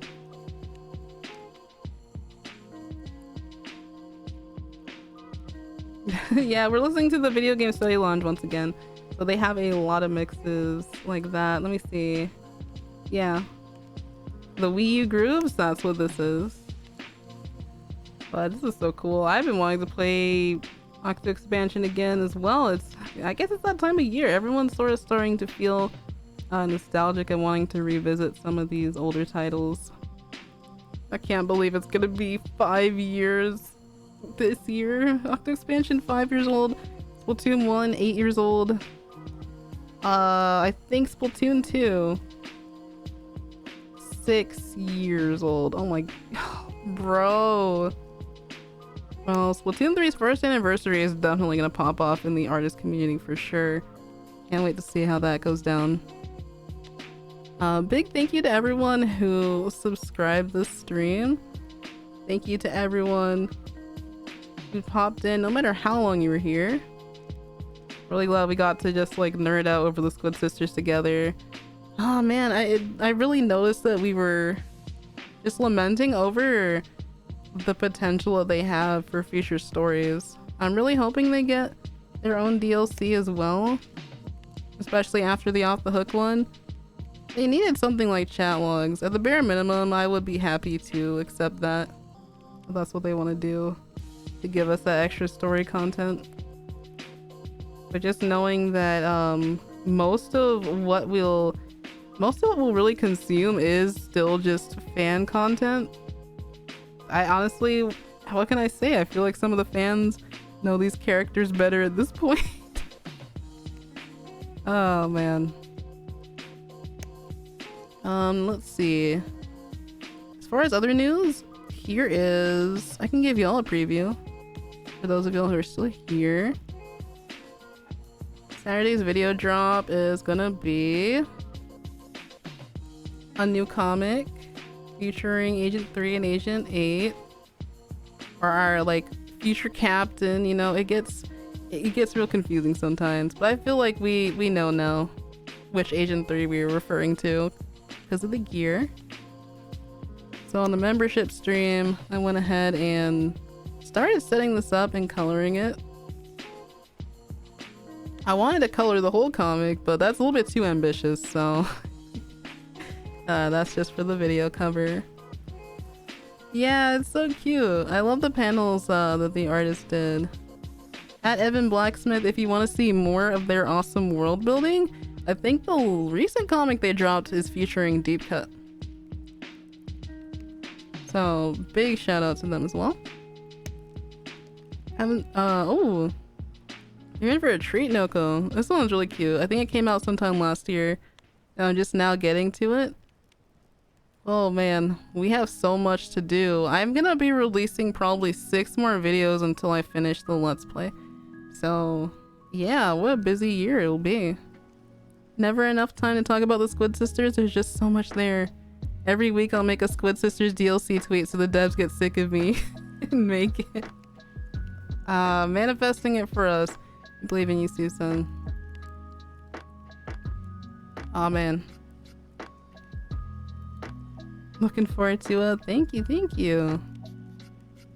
That's gonna be fun. When I say y'all that this is probably in the last 2 years, honestly, I feel like this is probably one of the best Agent 8 recordings I have ever done. So I will leave you all with that.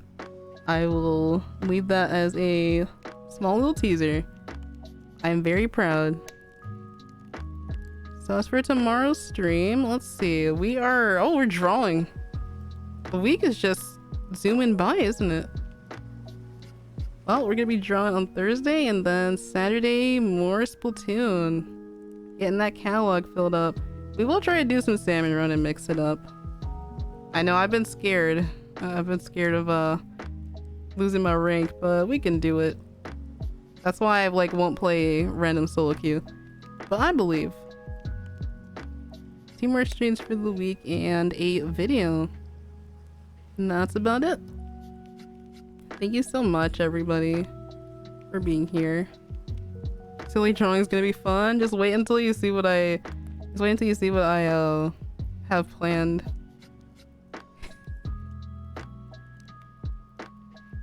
One more game? No! We will break the one more game curse that stream, hopefully, if we do Salmon Run. I know how it can be. It's always the temptation to end the stream on a winning game, but then it never happens, and it's so painful. No, it's okay. The Salmon Run gods will be watching over us this time for sure. Hopefully, I think. Glad y'all had a good time. And thank you so much as always, y'all.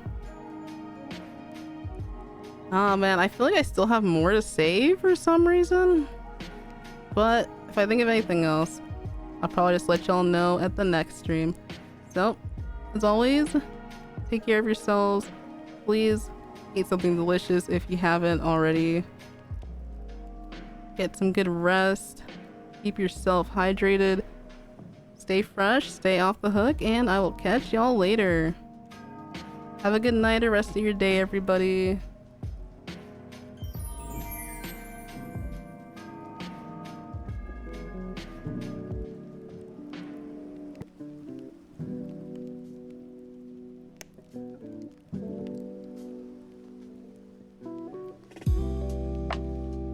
And yes, happy Black History Month. We saw our Miss Marina Ida edit. It was so good.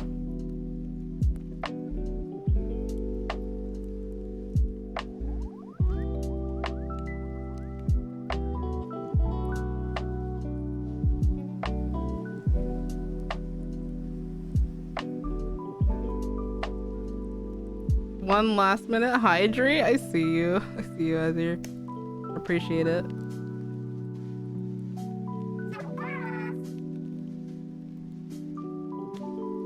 We will stay fresh and hydrated.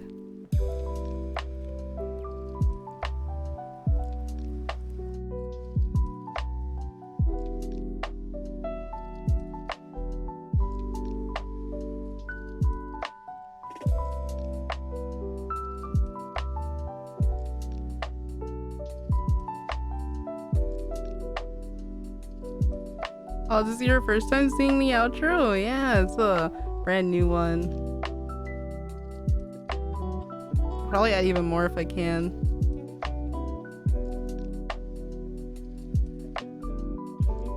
And I'm just so thankful for all my wonderful artist friends.